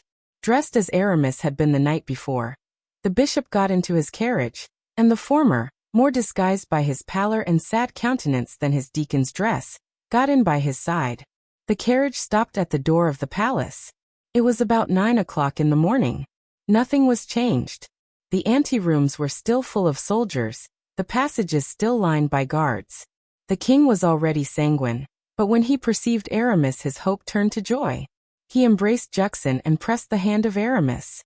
The bishop affected to speak in a loud voice, before every one, of their previous interview. The king replied that the words spoken in that interview had borne their fruit, and that he desired another under the same conditions. Juxon turned to those present, and begged them to leave him and his assistant alone with the king. Every one withdrew. As soon as the door was closed, "Sire," said Aramis, speaking rapidly, "you are saved. The London executioner has vanished. His assistant broke his leg last night beneath your Majesty's window. The cry we heard was his, and there is no executioner nearer at hand than Bristol." "But the Comte de la Fere?" asked the king. "2 feet below you. Take the poker from the fireplace and strike 3 times on the floor. He will answer you." The king did so, and the moment after, 3 muffled knocks, answering the given signal, sounded beneath the floor. "So," said Charles, "he who knocks down there is the Comte de la Fere, sire," said Aramis. "He is preparing a way for your majesty to escape. Parry, for his part, will raise this slab of marble and a passage will be opened." "Oh, Juxon," said the king, seizing the bishop's 2 hands in his own, "promise that you will pray all your life for this gentleman, and for the other that you hear beneath your feet, and for 2 others also, who, wherever they may be, are on the watch for my safety." "Sire," replied Juxon, "you shall be obeyed." Meanwhile, the miner underneath was heard working away incessantly, when suddenly an unexpected noise resounded in the passage. Aramis seized the poker and gave the signal to stop. The noise came nearer and nearer. It was that of a number of men steadily approaching. The 4 men stood motionless. All eyes were fixed on the door, which opened slowly and with a kind of solemnity. A parliamentary officer, clothed in black and with a gravity that augured ill, entered, bowed to the king, and unfolding a parchment, read the sentence, as is usually done to criminals before their execution. "What is this?" said Aramis to Juxon. Juxon replied with a sign which meant that he knew no more than Aramis about it. "Then it is for today?" asked the king. "Was not your majesty warned that it was to take place this morning? Then I must die like a common criminal by the hand of the London executioner?" "The London executioner has disappeared, your majesty, but a man has offered his services instead. The execution will therefore only be delayed long enough for you to arrange your spiritual and temporal affairs." A slight moisture on his brow was the only trace of emotion that Charles evinced as he learned these tidings. But Aramis was livid. His heart ceased beating, he closed his eyes and leaned upon the table. Charles perceived it and took his hand. "Come, my friend," said he, "courage." Then he turned to the officer. "Sir, I am ready. There is but little reason why I should delay you. Firstly, I wish to communicate. Secondly, to embrace my children and bid them farewell for the last time. Will this be permitted me?" "Certainly," replied the officer and left the room. Aramis dug his nails into his flesh and groaned aloud. "Oh, my lord bishop," he cried, seizing Juxon's hands. "Where is Providence? Where is Providence?"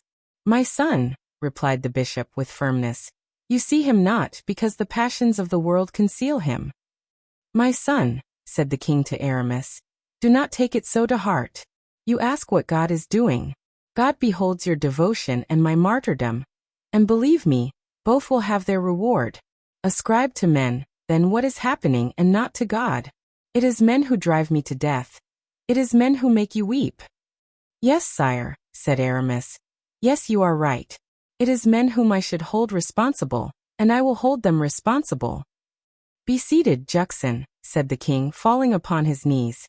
"I have now to confess to you." "Remain, sir," he added to Aramis, who had moved to leave the room. "Remain, Parry. I have nothing to say that cannot be said before all." Juxon sat down, and the king, kneeling humbly before him, began his confession. Chapter 66. Remember, the mob had already assembled when the confession terminated. The king's children next arrived. The Princess Charlotte, a beautiful, fair-haired child, with tears in her eyes, and the Duke of Gloucester, a boy 8 or 9 years old, whose tearless eyes and curling lip revealed a growing pride. He had wept all night long, but would not show his grief before the people. Charles's heart melted within him at the sight of those 2 children, whom he had not seen for 2 years and whom he now met at the moment of death. He turned to brush away a tear, and then, summoning up all his firmness, drew his daughter toward him, recommending her to be pious and resigned. Then he took the boy upon his knee. "My son," he said to him, "you saw a great number of people in the streets as you came here. These men are going to behead your father. Do not forget that. Perhaps some day they will want to make you king, instead of the Prince of Wales, or the Duke of York, your elder brothers. But you are not the king, my son, and can never be so while they are alive. Swear to me then never to let them put a crown upon your head unless you have a legal right to the crown. For one day, listen, my son, one day if you do so, they will doom you to destruction, head and crown too, and then you will not be able to die with a calm conscience, as I die. Swear, my son." The child stretched out his little hand toward that of his father and said, "I swear to your majesty." "Henry," said Charles, "call me your father." "Father," replied the child, "I swear to you that they shall kill me sooner than make me king." "Good, my child. Now kiss me, and you too, Charlotte. Never forget me."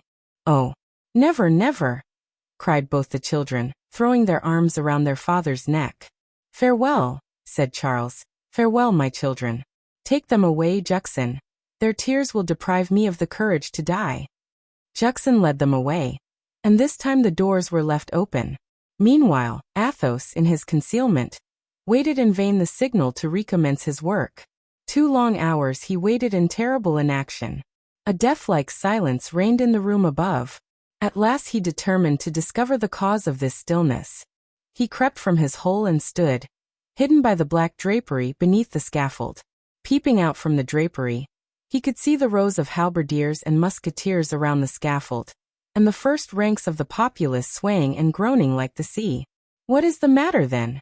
he asked himself, trembling more than the wind-swayed cloth he was holding back. "The people are hurrying on, the soldiers under arms, and among the spectators I see D'Artagnan. What is he waiting for? What is he looking at? Good God! Have they allowed the headsman to escape?" Suddenly the dull beating of muffled drums filled the square. The sound of heavy steps was heard above his head. The next moment the very planks of the scaffold creaked with the weight of an advancing procession, and the eager faces of the spectators confirmed what a last hope at the bottom of his heart had prevented him till then believing. At the same moment a well-known voice above him pronounced these words, "Colonel, I want to speak to the people." Athos shuddered from head to foot. It was the king speaking on the scaffold. In fact, after taking a few drops of wine and a piece of bread, Charles, weary of waiting for death, had suddenly decided to go to meet it, and had given the signal for movement. Then the 2 wings of the window facing the square had been thrown open, and the people had seen silently advancing from the interior of the vast chamber, first, a masked man, who, carrying an axe in his hand, was recognized as the executioner. He approached the block and laid his axe upon it. Behind him, pale indeed, but marching with a firm step, was Charles Stuart, who advanced between 2 priests, followed by a few superior officers appointed to preside at the execution, and attended by 2 files of partisans who took their places on opposite sides of the scaffold. The sight of the masked man gave rise to a prolonged sensation.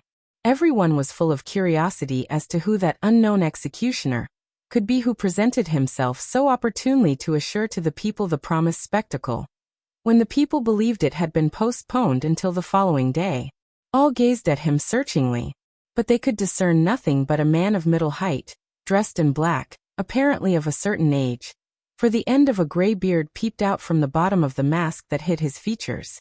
The king's request had undoubtedly been acceded to by an affirmative sign, for in firm, sonorous accents, which vibrated in the depths of Athos's heart, the king began his speech, explaining his conduct and counseling the welfare of the kingdom. "Oh," said Athos to himself, "is it indeed possible that I hear what I hear and that I see what I see? Is it possible that God has abandoned his representative on earth, and left him to die thus miserably? And I have not seen him. I have not said adieu to him." A noise was heard like that the instrument of death would make if moved upon the block. "Do not touch the axe," said the king, and resumed his speech. At the end of his speech the king looked tenderly around upon the people. Then unfastening the diamond ornament which the queen had sent him, he placed it in the hands of the priest who accompanied Juxon. Then he drew from his breast a little cross set in diamonds, which, like the order, had been the gift of Henrietta Maria. "Sir," said he to the priest, "I shall keep this cross in my hand till the last moment. Take it from me when I am dead." "Yes, sire," said a voice, which Athos recognized as that of Aramis. He then took his hat from his head, and threw it on the ground. One by one he undid the buttons of his doublet, took it off and deposited it by the side of his hat. Then, as it was cold, he asked for his gown, which was brought to him. All the preparations were made with a frightful calmness. One would have thought the king was going to bed and not to his coffin. "Will these be in your way?" he said to the executioner, raising his long locks. "If so, they can be tied up." Charles accompanied these words with a look designed to penetrate the mask of the unknown headsman. His calm, noble gaze forced the man to turn away his head. But after the searching look of the king, he encountered the burning eyes of Aramis. The king, seeing that he did not reply, repeated his question. "It will do," replied the man in a tremulous voice, "if you separate them across the neck." The king parted his hair with his hands, and looking at the block he said, "This block is very low. Is there no other to be had?" "It is the usual block," answered the man in the mask. "Do you think you can behead me with a single blow?" asked the king. "I hope so," was the reply. There was something so strange in these 3 words that everybody, except the king, shuddered. "I do not wish to be taken by surprise," added the king. "I shall kneel down to pray." "Do not strike then." "When shall I strike?" "When I shall lay my head on the block and say remember." "Then strike boldly." "Gentlemen," said the king to those around him, "I leave you to brave the tempest. I go before you to a kingdom which knows no storms. Farewell." He looked at Aramis and made a special sign to him with his head.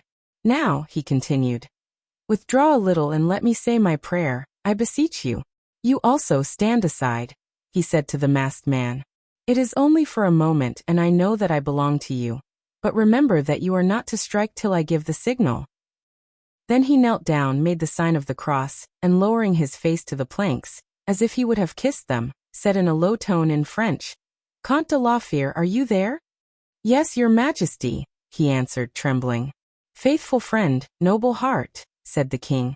"I should not have been rescued. I have addressed my people, and I have spoken to God. Last of all I speak to you. To maintain a cause which I believed sacred, I have lost the throne, and my children their inheritance. 1,000,000 in gold remains. It is buried in the cellars of Newcastle Keep. You only know that this money exists. Make use of it, then, whenever you think it will be most useful, for my eldest son's welfare. And now farewell." "Farewell, saintly martyred majesty," lisped Athos, chilled with terror. A moment's silence ensued, and then, in a full, sonorous voice, the king exclaimed, "Remember!" He had scarcely uttered the word when a heavy blow shook the scaffold, and where Athos stood immovable a warm drop fell upon his brow. He reeled back with a shudder, and the same moment the drops became a crimson cataract. Athos fell on his knees and remained some minutes as if bewildered or stunned. At last he rose and taking his handkerchief steeped it in the blood of the martyred king. Then as the crowd gradually dispersed he leaped down, crept from behind the drapery, glided between 2 horses, mingled with the crowd, and was the first to arrive at the inn. Having gained his room he raised his hand to his face, and observing that his fingers were covered with the monarch's blood, fell down insensible. Chapter 67. The Man in the Mask. The snow was falling thick and icy. Aramis was the next to come in, and to discover Athos almost insensible. But at the first words he uttered the Count roused himself from the kind of lethargy in which he had sunk. "Well," said Aramis, "beaten by fate." "Beaten," said Athos. "Noble and unhappy king. Are you wounded?" cried Aramis. "No, this is his blood." "Where were you then?" "Where you left me, under the scaffold." "Did you see it all?" "No, but I heard all. God preserve me from another such hour as I have just passed." "Then you know that I did not leave him?" "I heard your voice up to the last moment. Here is the order he gave me and the cross I took from his hand. He desired they should be returned to the queen." "Then here is a handkerchief to wrap them in," replied Athos, drawing from his pocket the one he had steeped in the king's blood. "And what," he continued, "has been done with the poor body?" "By order of Cromwell, royal honors will be accorded to it. The doctors are embalming the corpse, and when it is ready it will be placed in a lighted chapel." "Mockery," muttered Athos savagely. "Royal honors to one whom they have murdered." "Well, cheer up," said a loud voice from the staircase, which Porthos had just mounted.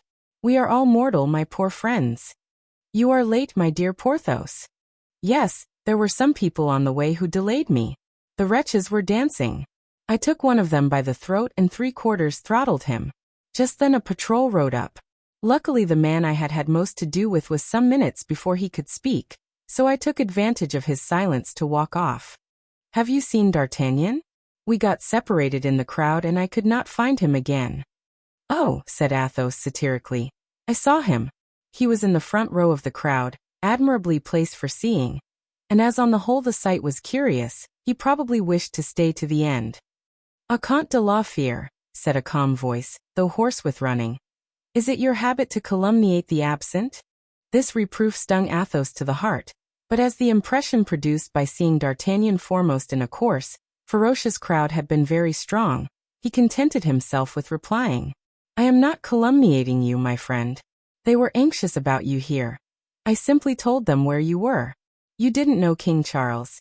To you he was only a foreigner and you were not obliged to love him." So saying, he stretched out his hand, but the other pretended not to see it, and he let it drop again slowly by his side. "Ugh! I am tired," cried D'Artagnan sitting down. "Drink a glass of port," said Aramis. "It will refresh you." "Yes, let us drink," said Athos, anxious to make it up by hobnobbing with D'Artagnan. "Let us drink and get away from this hateful country. The felucca is waiting for us, you know. Let us leave tonight. We have nothing more to do here." "You are in a hurry, Sir Count," said D'Artagnan. "But what would you have us to do here, now that the king is dead?" "Go, Sir Count," replied D'Artagnan carelessly. "You see nothing to keep you a little longer in England? Well, for my part, a bloodthirsty ruffian, who can go and stand close to a scaffold, in order to have a better view of the king's execution, I remain." Athos turned pale. Every reproach his friend uttered struck deeply in his heart. "Ah, you remain in London," said Porthos. "Yes. And you?" "Hang it," said Porthos, a little perplexed between the two. "I suppose, as I came with you, I must go away with you. I can't leave you alone in this abominable country." "Thanks, my worthy friend. So I have a little adventure to propose to you when the Count is gone. I want to find out who was the man in the mask, who so obligingly offered to cut the king's throat."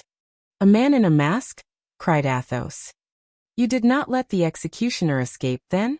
"The executioner is still in the cellar, where I presume he has had an interview with mine host's bottles.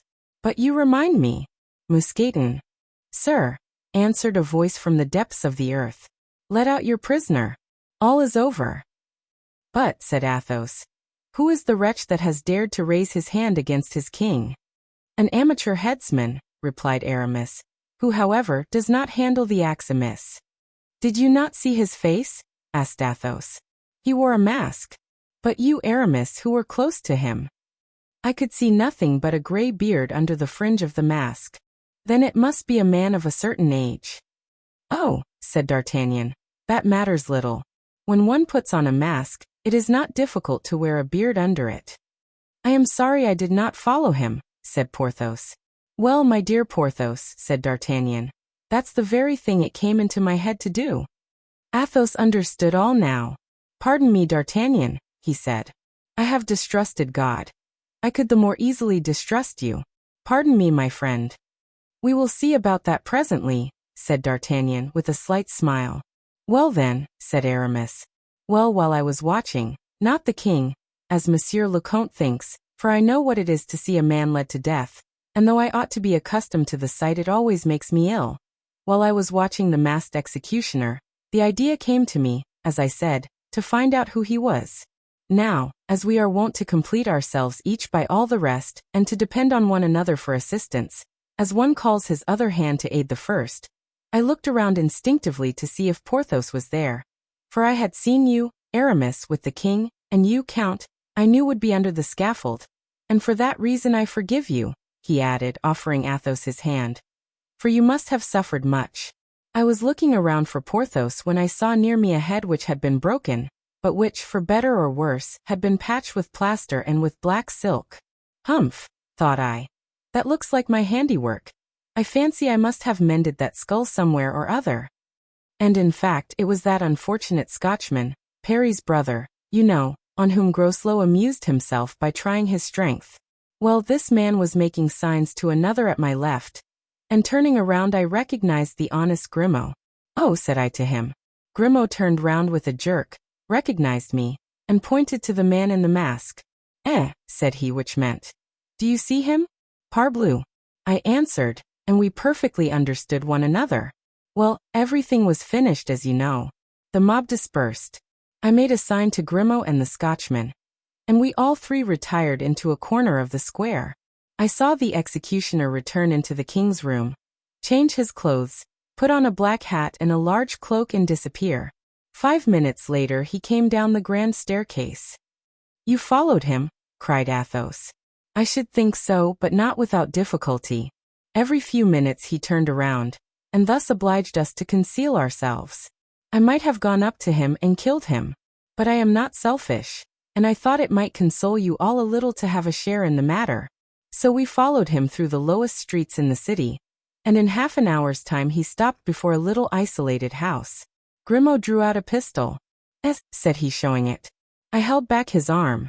The man in the mask stopped before a low door and drew out a key, but before he placed it in the lock he turned around to see if he was being followed. Grimaud and I got behind a tree, and the Scotchman, having nowhere to hide himself, threw himself on his face in the road.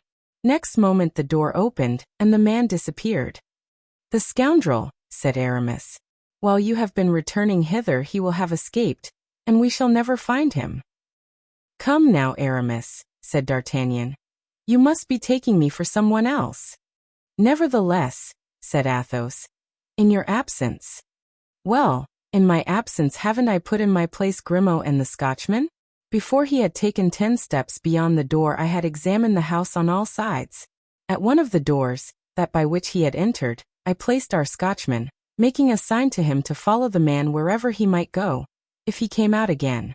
Then going around the house I placed Grimaud at the other exit, and here I am. Our game is beaten up. Now for the tally-ho. Athos threw himself into D'Artagnan's arms. "Friend," he said, "you have been too good in pardoning me. I was wrong 100 times wrong. I ought to have known you better by this time, but we are all possessed of a malignant spirit, which bids us doubt." "Humph," said Porthos. "Don't you think the executioner might be Master Cromwell, who, to make sure of this affair, undertook it himself?" "Ah, just so.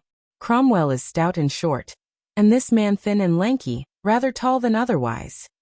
"Some condemned soldier, perhaps," suggested Athos, "whom they have pardoned at the price of regicide." No, continued D'Artagnan. "It was not the measured step of a foot soldier, nor was it the gait of a horseman.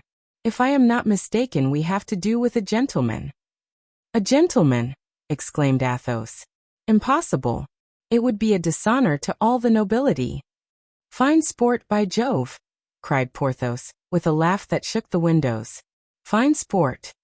"Are you still bent on departure, Athos?" asked D'Artagnan. "No, I remain," replied Athos, with a threatening gesture that promised no good to whomsoever it was addressed. "Swords, then," cried Aramis. "Swords. Let us not lose a moment." The 4 friends resumed their own clothes, girded on their swords, ordered Mousqueton and Blaisois to pay the bill and to arrange everything for immediate departure, and wrapped in their large cloaks left in search of their game. The night was dark, snow was falling, the streets were silent and deserted. D'Artagnan led the way through the intricate windings and narrow alleys of the city, and ere long they had reached the house in question. For a moment D'Artagnan thought that Parry's brother had disappeared, but he was mistaken. The robust Scotchman, accustomed to the snows of his native hills, had stretched himself against a post, and like a fallen statue, insensible to the inclemency of the weather, had allowed the snow to cover him. He rose, however, as they approached. "Come," said Athos. "Here's another good servant. Really, honest men are not so scarce as I thought. Don't be in a hurry to weave crowns for our Scotchman. I believe the fellow is here on his own account, for I have heard that these gentlemen born beyond the Tweed are very vindictive. I should not like to be Groslow, if he meets him." "Well," said Athos to the man in English. "No one has come out," he replied. "Then, Porthos and Aramis, will you remain with this man while we go around to Grimaud?" Grimaud had made himself a kind of sentry box out of a hollow willow, and as they drew near he put his head out and gave a low whistle. "Soho!" cried Athos. "Yes," said Grimaud. "Well, has anybody come out?" No, but somebody has gone in. A man or a woman? A man. Ah, said D'Artagnan. There are two of them, then. I wish there were four, said Athos. The two parties would then be equal. Perhaps there are four, said D'Artagnan. What do you mean? Other men may have entered before them and waited for them. We can find out, said Grimaud. At the same time he pointed to a window, through the shutters of which a faint light streamed. That is true, said D'Artagnan. Let us call the others. They returned around the house to fetch Porthos and Aramis. Have you seen anything? They asked. No, but we are going to, replied D'Artagnan, pointing to Grimaud, who had already climbed some 5 or 6 feet from the ground. All four came up together. Grimaud continued to climb like a cat, and succeeded at last in catching hold of a hook, which served to keep one of the shutters back when opened. Then resting his foot on a small ledge he made a sign to show all was right. Well? Asked D'Artagnan. Grimaud showed his closed hand, with 2 fingers spread out. Speak, said Athos. We cannot see your signs. How many are there? 2. One opposite to me, the other with his back to me. Good. And the man opposite to you is? The man I saw go in. Do you know him? I thought I recognized him, and was not mistaken. Short and stout. Who is it? They all asked together in a low tone. General Oliver Cromwell. The 4 friends looked at one another. And the other? Asked Athos. Thin and lanky. The executioner, said D'Artagnan and Aramis at the same time. I can see nothing but his back, resumed Grimaud. But wait. He is moving, and if he has taken off his mask I shall be able to see. Ah. And as if struck in the heart he let go the hook and dropped with a groan. Did you see him? They all asked. Yes, said Grimaud, with his hair standing on end. The thin spare man? Yes. The executioner, in short? Asked Aramis. Yes. And who is it? Said Porthos. He is, murmured Grimaud, pale as a ghost and seizing his master's hand. Who? He? Asked Athos. Mordaunt, replied Grimaud. D'Artagnan, Porthos and Aramis uttered a cry of joy. Athos stepped back and passed his hand across his brow. Fatality, he muttered. Chapter 68. Cromwell's house. It was, in fact, Mordaunt whom D'Artagnan had followed without knowing it. On entering the house he had taken off his mask and imitation beard. Then, mounting a staircase, had opened a door, and in a room lighted by a single lamp found himself face to face with a man seated behind a desk. This man was Cromwell. Cromwell had 2 or 3 of these retreats in London, unknown except to the most intimate of his friends. Mordaunt was among these. It is you, Mordaunt, he said. You are late. General, I wished to see the ceremony to the end, which delayed me. Ah, I scarcely thought you were so curious as that. I am always curious to see the downfall of your honor's enemies, and he was not among the least of them. But you, General, were you not at Whitehall? No, said Cromwell. There was a moment's silence. Have you had any account of it? None. I have been here since the morning. I only know that there was a conspiracy to rescue the king. Ah, you knew that, said Mordaunt. It matters little, for men, disguised as workmen, were to get the king out of prison and take him to Greenwich, where a vessel was waiting. And knowing all that, your honor remained here, far from the city, tranquil and inactive. Tranquil, yes, replied Cromwell. But who told you I was inactive? But if the plot had succeeded? I wished it to do so. I thought your excellence considered the death of Charles I as a misfortune necessary to the welfare of England. Yes, his death, but it would have been more seemly not upon the scaffold. Why so? Asked Mordaunt. Cromwell smiled. Because it could have been said that I had had him condemned for the sake of justice, and had let him escape out of pity. But if he had escaped? Impossible. My precautions were taken. And does your honor know the 4 men who undertook to rescue him?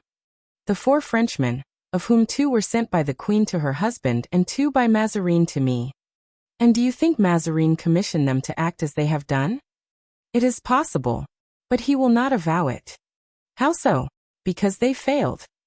Your honor gave me 2 of these Frenchmen when they were only guilty of fighting for Charles I. Now that they are guilty of a conspiracy against England, will your honor give me all 4 of them? Take them, said Cromwell. Mordaunt bowed with a smile of triumphant ferocity. Did the people shout at all? Cromwell asked. Very little, except long live Cromwell. Where were you placed? Mordaunt tried for a moment to read in the general's face if this was simply a useless question, or whether he knew everything. But his piercing eyes could by no means penetrate the somber depths of Cromwell's. I was so situated as to hear and see everything, he answered. It was now Cromwell's turn to look fixedly at Mordaunt, and Mordaunt to make himself impenetrable. It appears, said Cromwell, that this improvised executioner did his duty remarkably well. The blow, so they tell me at least, was struck with a master's hand. Mordaunt remembered that Cromwell had told him he had had no detailed account, and he was now quite convinced that the general had been present at the execution, hidden behind some screen or curtain. In fact, said Mordaunt, with a calm voice and immovable countenance, a single blow sufficed. Perhaps it was someone in that occupation, said Cromwell. Do you think so, sir? He did not look like an executioner. And who else save an executioner would have wished to fill that horrible office? But, said Mordaunt, it might have been some personal enemy of the king, who had made a vow of vengeance and accomplished it in this way. Perhaps it was some man of rank who had grave reasons for hating the fallen king, and who, learning that the king was about to flee and escape him, threw himself in the way, with a mask on his face and an axe in his hand, not as substitute for the executioner, but as an ambassador of fate. Possibly. And if that were the case, would your honor condemn his action? It is not for me to judge. It rests between his conscience and his God. But if your honor knew this man? I neither know nor wish to know him. Provided Charles is dead, it is the axe, not the man, we must thank.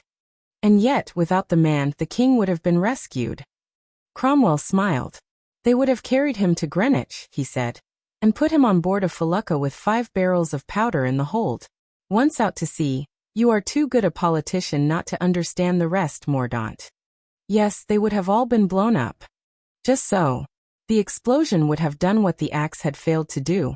Men would have said that the king had escaped human justice and been overtaken by gods. You see now why I did not care to know your gentleman in the mask, for really, in spite of his excellent intentions, I could not thank him for what he has done. Mordaunt bowed humbly. Sir, he said, you are a profound thinker and your plan was sublime. Say absurd, since it has become useless. The only sublime ideas in politics are those which bear fruit. So tonight, Mordaunt, go to Greenwich and ask for the captain of the felucca Lightning. Show him a white handkerchief knotted at the 4 corners, and tell the crew to disembark, and carry the powder back to the arsenal. Unless, said Mordaunt, whose face was lighted by a savage joy as Cromwell spoke, this skiff might be of use to you for personal projects. Oh, my lord, that title, said Cromwell, laughing, is all very well here, but take care a word like that does not escape your lips in public. But your honor will soon be called so generally. I hope so at least, said Cromwell, rising and putting on his cloak. You are going, sir? Yes, said Cromwell. I slept here last night and the night before, and you know it is not my custom to sleep 3 times in the same bed. Then, said Mordaunt, your honor gives me my liberty for tonight? And even for all day tomorrow, if you want it. Since last evening, he added, smiling, you have done enough in my service, and if you have any personal matters to settle, it is just that I should give you time. Thank you, sir. It will be well employed, I hope. Cromwell turned as he was going. Are you armed? He asked. I have my sword. And no one waiting for you outside? No. Then you had better come with me. Thank you, sir, but the way by the subterranean passage would take too much time and I have none to lose. Cromwell placed his hand on a hidden handle, and opened a door so well concealed by the tapestry that the most practiced eye could not have discovered it. It closed after him with a spring. This door communicated with a subterranean passage, leading under the street to a grotto in the garden of a house about 100 yards from that of the future protector. It was just before this that Grimaud had perceived the 2 men seated together. D'Artagnan was the first to recover from his surprise. Mordaunt, he cried. Ah, by heaven! It is God himself who sent us here. Yes, said Porthos. Let us break the door in and fall upon him. No, replied D'Artagnan, no noise. Now, Grimaud, you come here, climb up to the window again and tell us if Mordaunt is alone, and whether he is preparing to go out or go to bed. If he comes out we shall catch him. If he stays in we will break in the window. It is easier and less noisy than the door. Grimaud began to scale the wall again. Keep guard at the other door, Athos and Aramis. Porthos and I will stay here. The friends obeyed. He is alone, said Grimaud. We did not see his companion come out. He may have gone by the other door. What is he doing? Putting on his cloak and gloves. He's ours, muttered D'Artagnan. Porthos mechanically drew his dagger from the scabbard. Put it up again, my friend, said D'Artagnan. We must proceed in an orderly manner. Hush, said Grimaud. He is coming out. He has put out the lamp. I can see nothing now. Get down then, and quickly. Grimaud leaped down. The snow deadened the noise of his fall. Now go and tell Athos and Aramis to stand on each side of the door, and clap their hands if they catch him. We will do the same. The next moment the door opened and Mordaunt appeared on the threshold, face to face with D'Artagnan. Porthos clapped his hands and the other two came running around. Mordaunt was livid, but he uttered no cry nor called for assistance. D'Artagnan quietly pushed him in again, and by the light of a lamp on the staircase made him ascend the steps backward one by one, keeping his eyes all the time on Mordaunt's hands, who, however, knowing that it was useless, attempted no resistance. At last they stood face to face in the very room where 10 minutes before Mordaunt had been talking to Cromwell. Porthos came up behind, and unhooking the lamp on the staircase relit that in the room. Athos and Aramis entered last and locked the door behind them. Oblige me by taking a seat, said D'Artagnan, pushing a chair toward Mordaunt, who sat down pale but calm. Aramis, Porthos and D'Artagnan drew their chairs near him. Athos alone kept away and sat in the furthest corner of the room, as if determined to be merely a spectator of the proceedings. He seemed to be quite overcome. Porthos rubbed his hands in feverish impatience. Aramis bit his lips till the blood came. D'Artagnan alone was calm, at least in appearance. Monsieur Mordaunt, he said, since after running after one another so long, chance has at last brought us together, let us have a little conversation if you please. Chapter 69.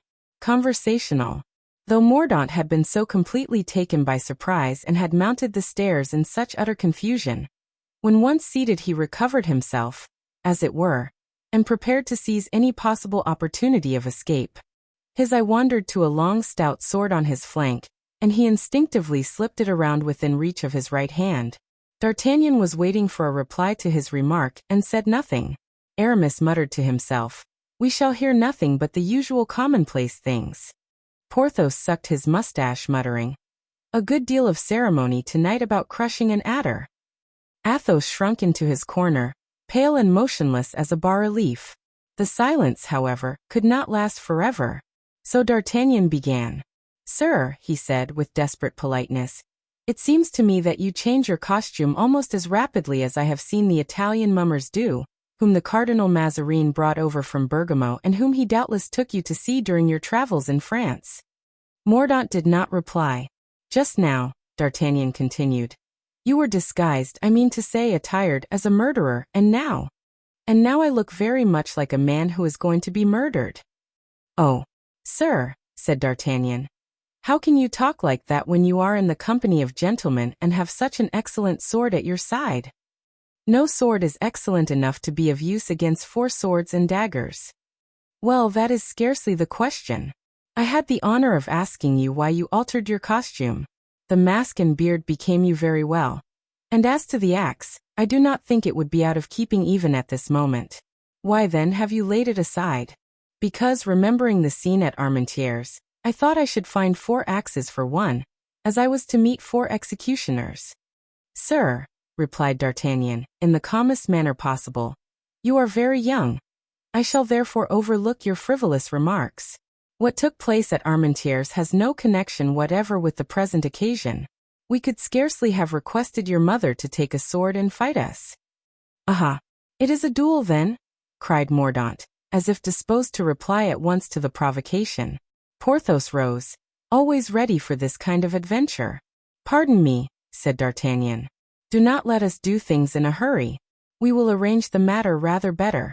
Confess, Monsieur Mordaunt, that you are anxious to kill some of us. All, replied Mordaunt. Then, my dear sir, I am convinced that these gentlemen return your kind wishes, and will be delighted to kill you also. Of course they will do so as honorable gentlemen, and the best proof I can furnish is this. So saying, he threw his hat on the ground, pushed back his chair to the wall and bowed to Mordaunt with true French grace. At your service, sir, he continued. My sword is shorter than yours, it's true, but bah! I think the arm will make up for the sword. Halt! Cried Porthos, coming forward. I begin, and without any rhetoric. Allow me, Porthos, said Aramis. Athos did not move. He might have been taken for a statue.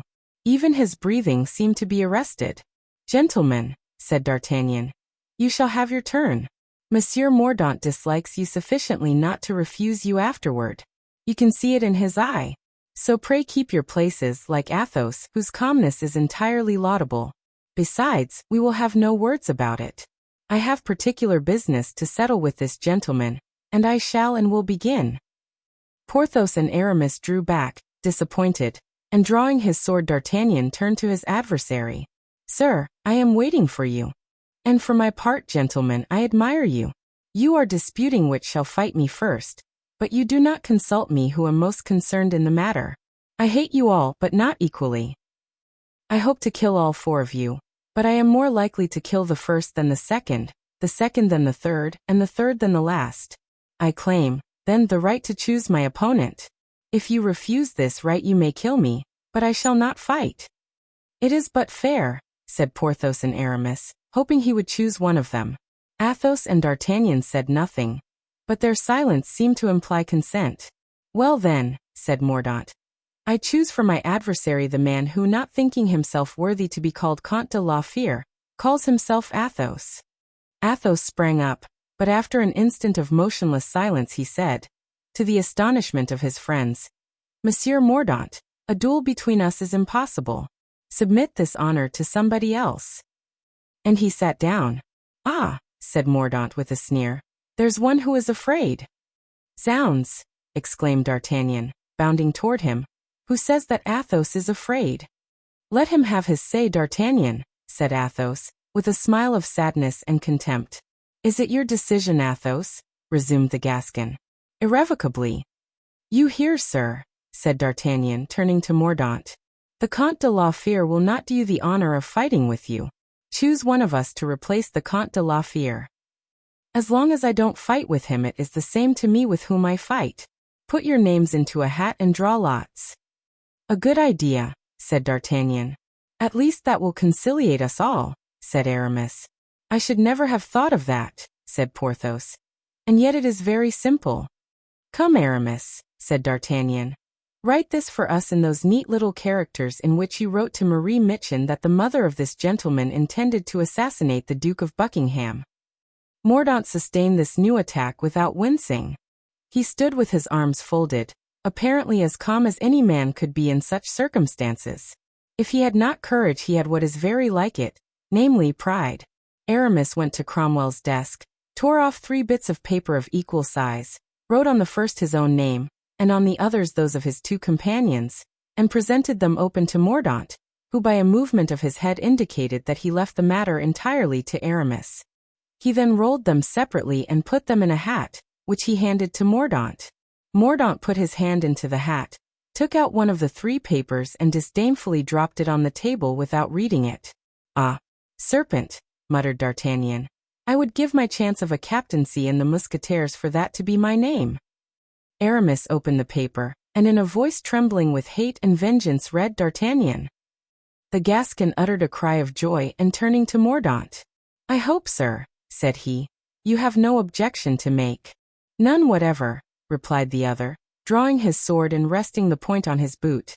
The moment that D'Artagnan saw that his wish was accomplished and his man would not escape him, he recovered his usual tranquility. He turned up his cuffs neatly and rubbed the sole of his right boot on the floor, but did not fail, however, to remark that Mordaunt was looking about him in a singular manner. Are you ready, sir? He said at last. I was waiting for you, sir, said Mordaunt, raising his head and casting at his opponent a look it would be impossible to describe. Well then, said the Gascon, take care of yourself, for I am not a bad hand at the rapier. Nor I either. So much the better. That sets my mind at rest. Defend yourself. 1 minute, said the young man. Give me your word, gentlemen, that you will not attack me otherwise than one after the other. Is it to have the pleasure of insulting us that you say that, my little viper? No, but to set my mind at rest, as you observed just now. It is for something else than that, I imagine, muttered D'Artagnan, shaking his head doubtfully. On the honor of gentlemen, said Aramis and Porthos. In that case, gentlemen, have the kindness to retire into the corners, so as to give us ample room. We shall require it. Yes, gentlemen, said D'Artagnan. We must not leave this person the slightest pretext for behaving badly, which, with all due respect, I fancy he is anxious still to do. This new attack made no impression on Mordaunt.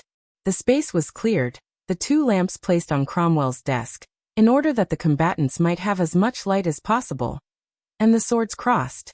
D'Artagnan was too good a swordsman to trifle with his opponent.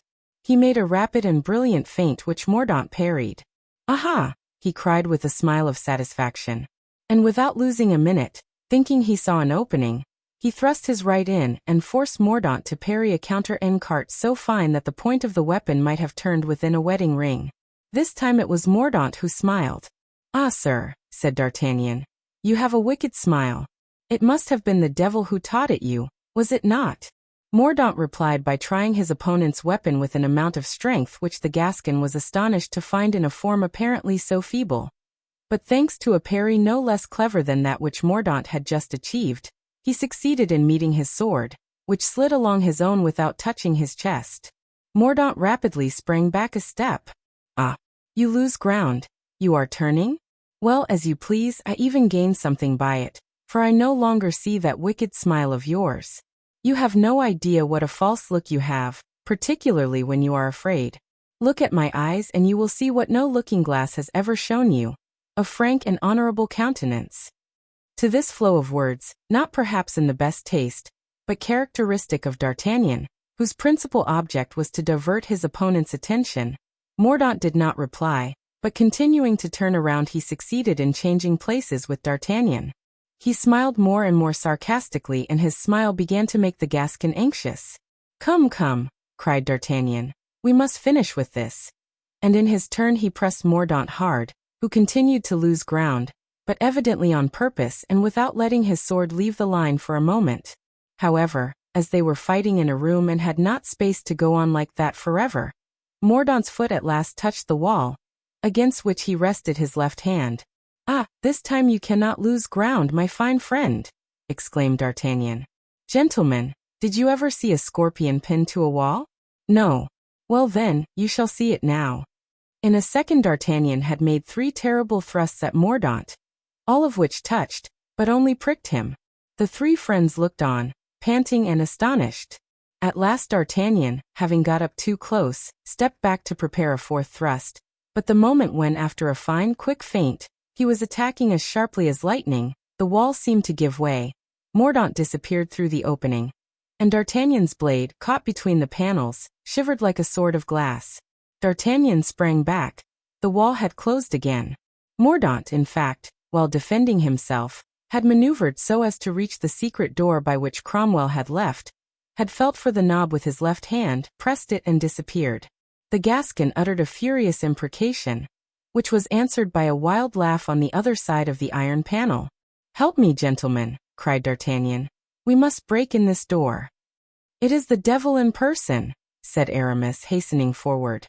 He escapes us, growled Porthos, pushing his huge shoulder against the hinges, but in vain. S'blood. He escapes us. So much the better, muttered Athos. I thought as much, said D'Artagnan, wasting his strength in useless efforts. Zounds, I thought as much when the wretch kept moving around the room. I thought he was up to something. It's a misfortune, to which his friend the devil treats us, said Aramis. It's a piece of good fortune sent from heaven, said Athos, evidently much relieved.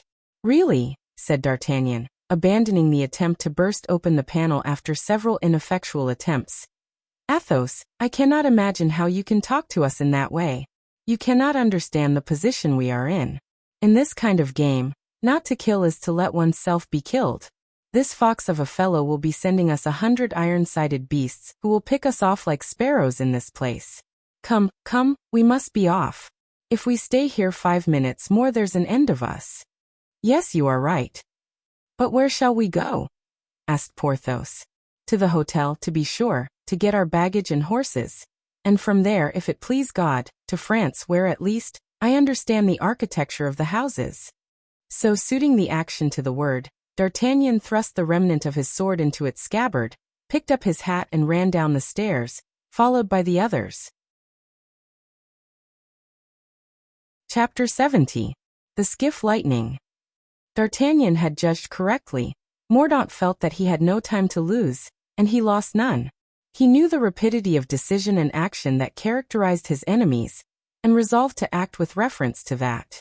This time the Musketeers had an adversary who was worthy of them.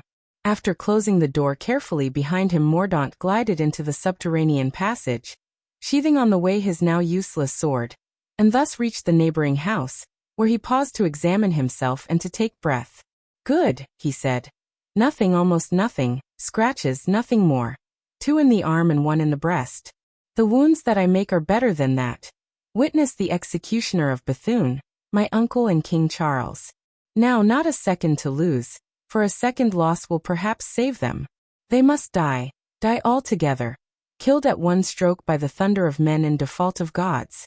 They must disappear, broken, scattered, annihilated. I will run then till my legs no longer serve, till my heart bursts in my bosom, but I will arrive before they do. Mordaunt proceeded at a rapid pace to the nearest cavalry barracks, about a quarter of a league distant. He made that quarter of a league in 4 or 5 minutes. Arrived at the barracks he made himself known, took the best horse in the stables, mounted and gained the high road. A quarter of an hour later he was at Greenwich. There is the port, he murmured. That dark point yonder is the Isle of Dogs. Good. I am half an hour in advance of them, an hour, perhaps. Fool that I was. I have almost killed myself by my needless haste. Now, he added, rising in the stirrups and looking about him, which, I wonder, is the lightning? At this moment, as if in reply to his words, a man lying on a coil of cables rose and advanced a few steps toward him. Mordaunt drew a handkerchief from his pocket, and tying a knot at each corner, the signal agreed upon, waved it in the air, and the man came up to him. He was wrapped in a large rough cape, which concealed his form and partly his face. Do you wish to go on the water, sir? Said the sailor. Yes, just so. Along the Isle of Dogs. And perhaps you have a preference for one boat more than another. You would like one that sails as rapidly as lightning, interrupted Mordaunt. Then mine is the boat you want, sir. I'm your man. I begin to think so, particularly if you have not forgotten a certain signal. Here it is, sir. And the sailor took from his coat a handkerchief, tied at each corner. Good, quite right, cried Mordaunt, springing off his horse. There's not a moment to lose. Now take my horse to the nearest inn and conduct me to your vessel. But, asked the sailor, where are your companions? I thought there were 4 of you. Listen to me, sir. I'm not the man you take me for. You are in Captain Rogers's post, are you not? Under orders from General Cromwell. Mine also are from him. Indeed, sir, I recognize you. You are Captain Mordaunt. Mordaunt was startled. Oh, fear nothing, said the skipper, showing his face. I am a friend. Captain Groslow, cried Mordaunt. Himself. The general remembered that I had formerly been a naval officer, and he gave me the command of this expedition. Is there anything new in the wind? Nothing. I thought perhaps that the king's death has only hastened their flight. In 10 minutes they will perhaps be here. What have you come for, then? To embark with you. Ah. The general doubted my fidelity. No, but I wish to have a share in my revenge. Haven't you someone who will relieve me of my horse? Groslow whistled and a sailor appeared. Patrick, said Groslow, take this horse to the stables of the nearest inn. If anyone asks you whose it is, you can say that it belongs to an Irish gentleman." The sailor departed without reply. "Now," said Mordaunt, "are you not afraid that they will recognize you? There is no danger, dressed as I am in this pilot coat, on a night as dark as this. Besides, even you didn't recognize me. They will be much less likely to." "That is true," said Mordaunt. "And they will be far from thinking of you. Everything is ready, is it not?" "Yes." "The cargo on board?" "Yes. 5 full casks. And 50 empty ones." "Good. We are carrying port wine to Anvers." "Excellent. Now take me aboard and return to your post, for they will soon be here." "I am ready." "It is important that none of your crew should see me. I have but one man on board, and I am as sure of him as I am of myself. Besides, he doesn't know you. Like his mates, he is ready to obey our orders, knowing nothing of our plan." "Very well, let us go." They then went down to the Thames.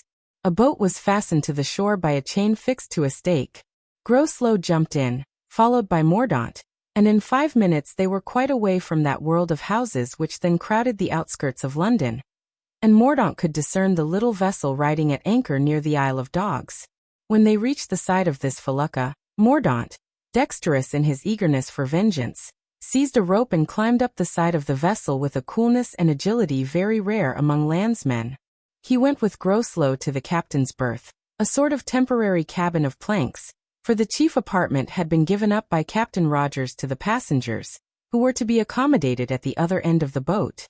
"They will have nothing to do, then, at this end?" said Mordaunt. "Nothing at all." "That's a capital arrangement. Return to Greenwich and bring them here. I shall hide myself in your cabin. You have a longboat." "That in which we came." It appeared light and well constructed. "Quite a canoe." "Fasten it to the poop with a rope. Put the oars into it so that it may follow in the track, and there will be nothing to do except to cut the cord. Put a good supply of rum and biscuit in it for the seamen. Should the night happen to be stormy, they will not be sorry to find something to console themselves with. Consider all this done. Do you wish to see the powder room?" "No. When you return I will set the fuse myself, but be careful to conceal your face, so that you cannot be recognized by them." "Never fear. There's 10 o'clock striking at Greenwich." Groslow then, having given the sailor on duty an order to be on the watch with more than usual vigilance, went down into the longboat and soon reached Greenwich. The wind was chilly and the jetty was deserted as he approached it, but he had no sooner landed than he heard a noise of horses galloping upon the paved road. These horsemen were our friends, or rather, an avant-garde, composed of D'Artagnan and Athos.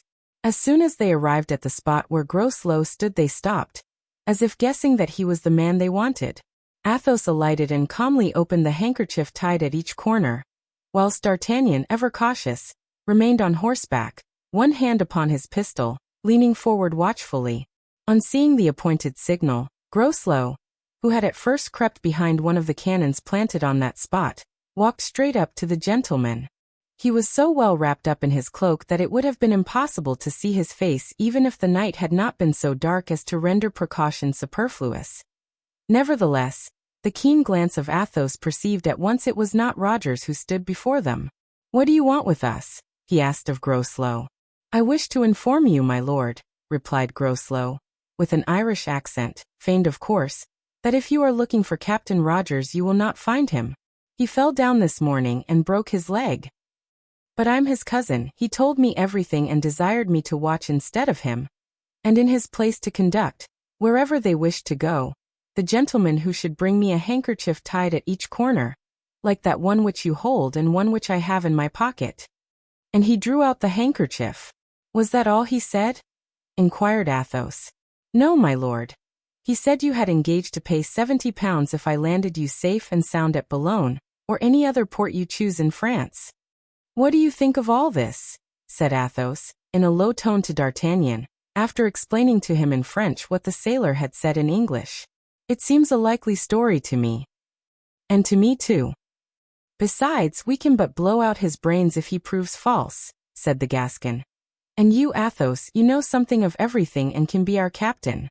I dare say you know how to navigate, should he fail us." "My dear friend, you guess well. My father meant me for the navy and I have some vague notions about navigation. You see, cried D'Artagnan. They then summoned their friends, who with Blaisois, Mousqueton and Grimaud, promptly joined them, leaving Parry behind them, who was to take back to London the horses of the gentlemen and of their lackeys, which had been sold to the host in settlement of their account with him. Thanks to this stroke of business, the four friends were able to take away with them a sum of money which, if not large, was sufficient as a provision against delays and accidents. Parry parted from his friends regretfully.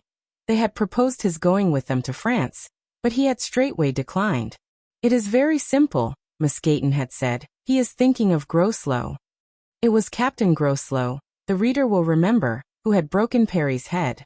D'Artagnan resumed immediately the attitude of distrust that was habitual with him.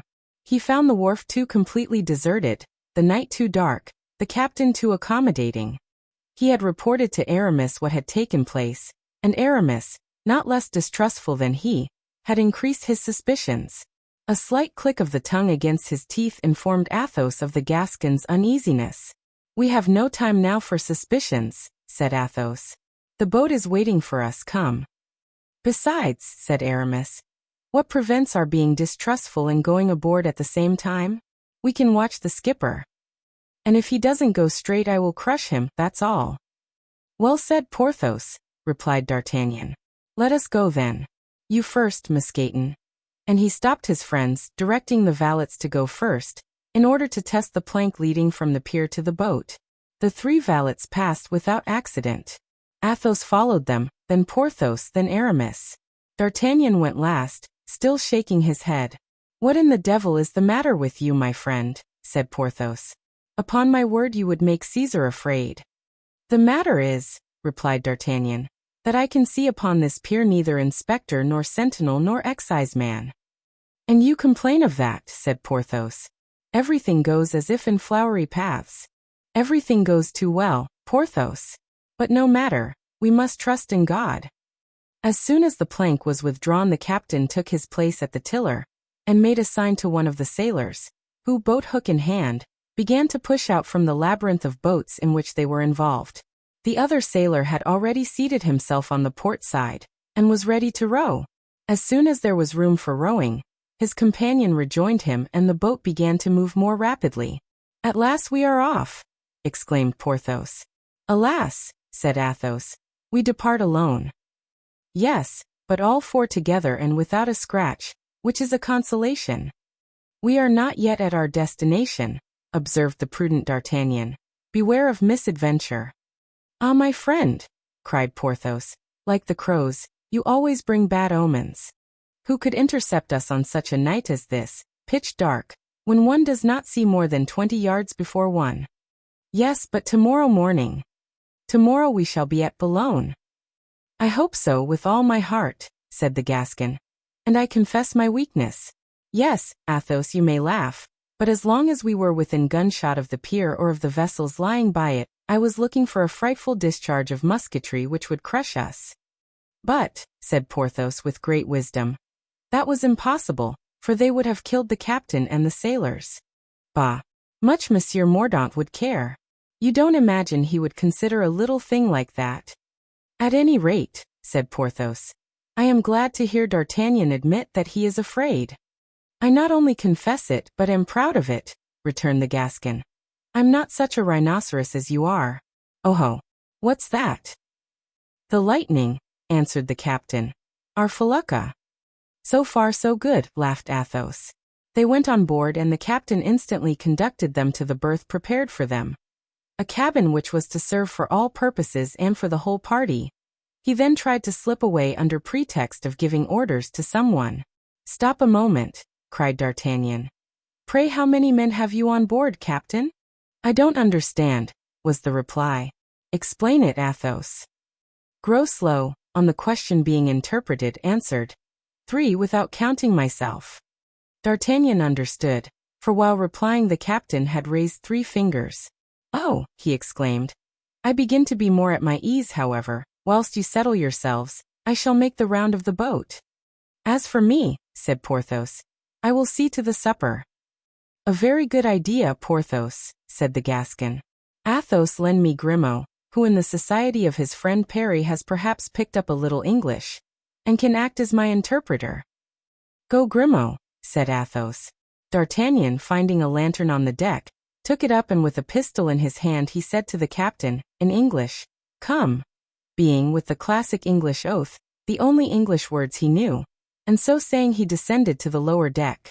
This was divided into 3 compartments, one which was covered by the floor of that room in which Athos, Porthos and Aramis were to pass the night. The second was to serve as the sleeping room for the servants. The third, under the prow of the ship, was under the temporary cabin in which Mordaunt was concealed. "Oh ho!" cried D'Artagnan, as he went down the steps of the hatchway, preceded by the lantern. "What a number of barrels! One would think one was in the cave of Ali Baba. What is there in them?" he added, putting his lantern on one of the casks. The captain seemed inclined to go upon deck again, but controlling himself he answered, "Port wine." "Ah, port wine! 'Tis a comfort," said the Gascon, "since we shall not die of thirst. Are they all full?" Grimaud translated the question, and Groslow, who was wiping the perspiration from off his forehead, answered, "Some full, others empty." D'Artagnan struck the barrels with his hand, and having ascertained that he spoke the truth, pushed his lantern, greatly to the captain's alarm, into the interstices between the barrels, and finding that there was nothing concealed in them, "Come along," he said, and he went toward the door of the second compartment. "Stop," said the Englishman, "I have the key of that door." And he opened the door, with a trembling hand, into the second compartment, where Mousqueton and Blaisois were preparing supper. Here there was evidently nothing to seek or to apprehend, and they passed rapidly to examine the third compartment. This was the room appropriated to the sailors. 2 or 3 hammocks hung upon the ceiling, a table and 2 benches composed the entire furniture. D'Artagnan picked up 2 or 3 old sails hung on the walls, and meeting nothing to suspect, regained by the hatchway the deck of the vessel. "And this room?" he asked, pointing to the captain's cabin. "That's my room," replied Groslow. "Open the door." The captain obeyed. D'Artagnan stretched out his arm in which he held the lantern, put his head in at the half-open door, and seeing that the cabin was nothing better than a shed, "Good," he said. "If there is an army on board it is not here that it is hidden. Let us see what Porthos has found for supper." And thanking the captain he regained the state cabin, where his friends were. Porthos had found nothing, and with him fatigue had prevailed over hunger. He had fallen asleep, and was in a profound slumber when D'Artagnan returned. Athos and Aramis were beginning to close their eyes, which they half opened when their companion came in again. "Well," said Aramis, "all is well, we may sleep tranquilly." On this assurance the 2 friends fell asleep, and D'Artagnan, who was very weary, bade good night to Grimaud and laid himself down in his cloak, with naked sword at his side, in such a manner that his body barricaded the passage, and it should be impossible to enter the room without upsetting him.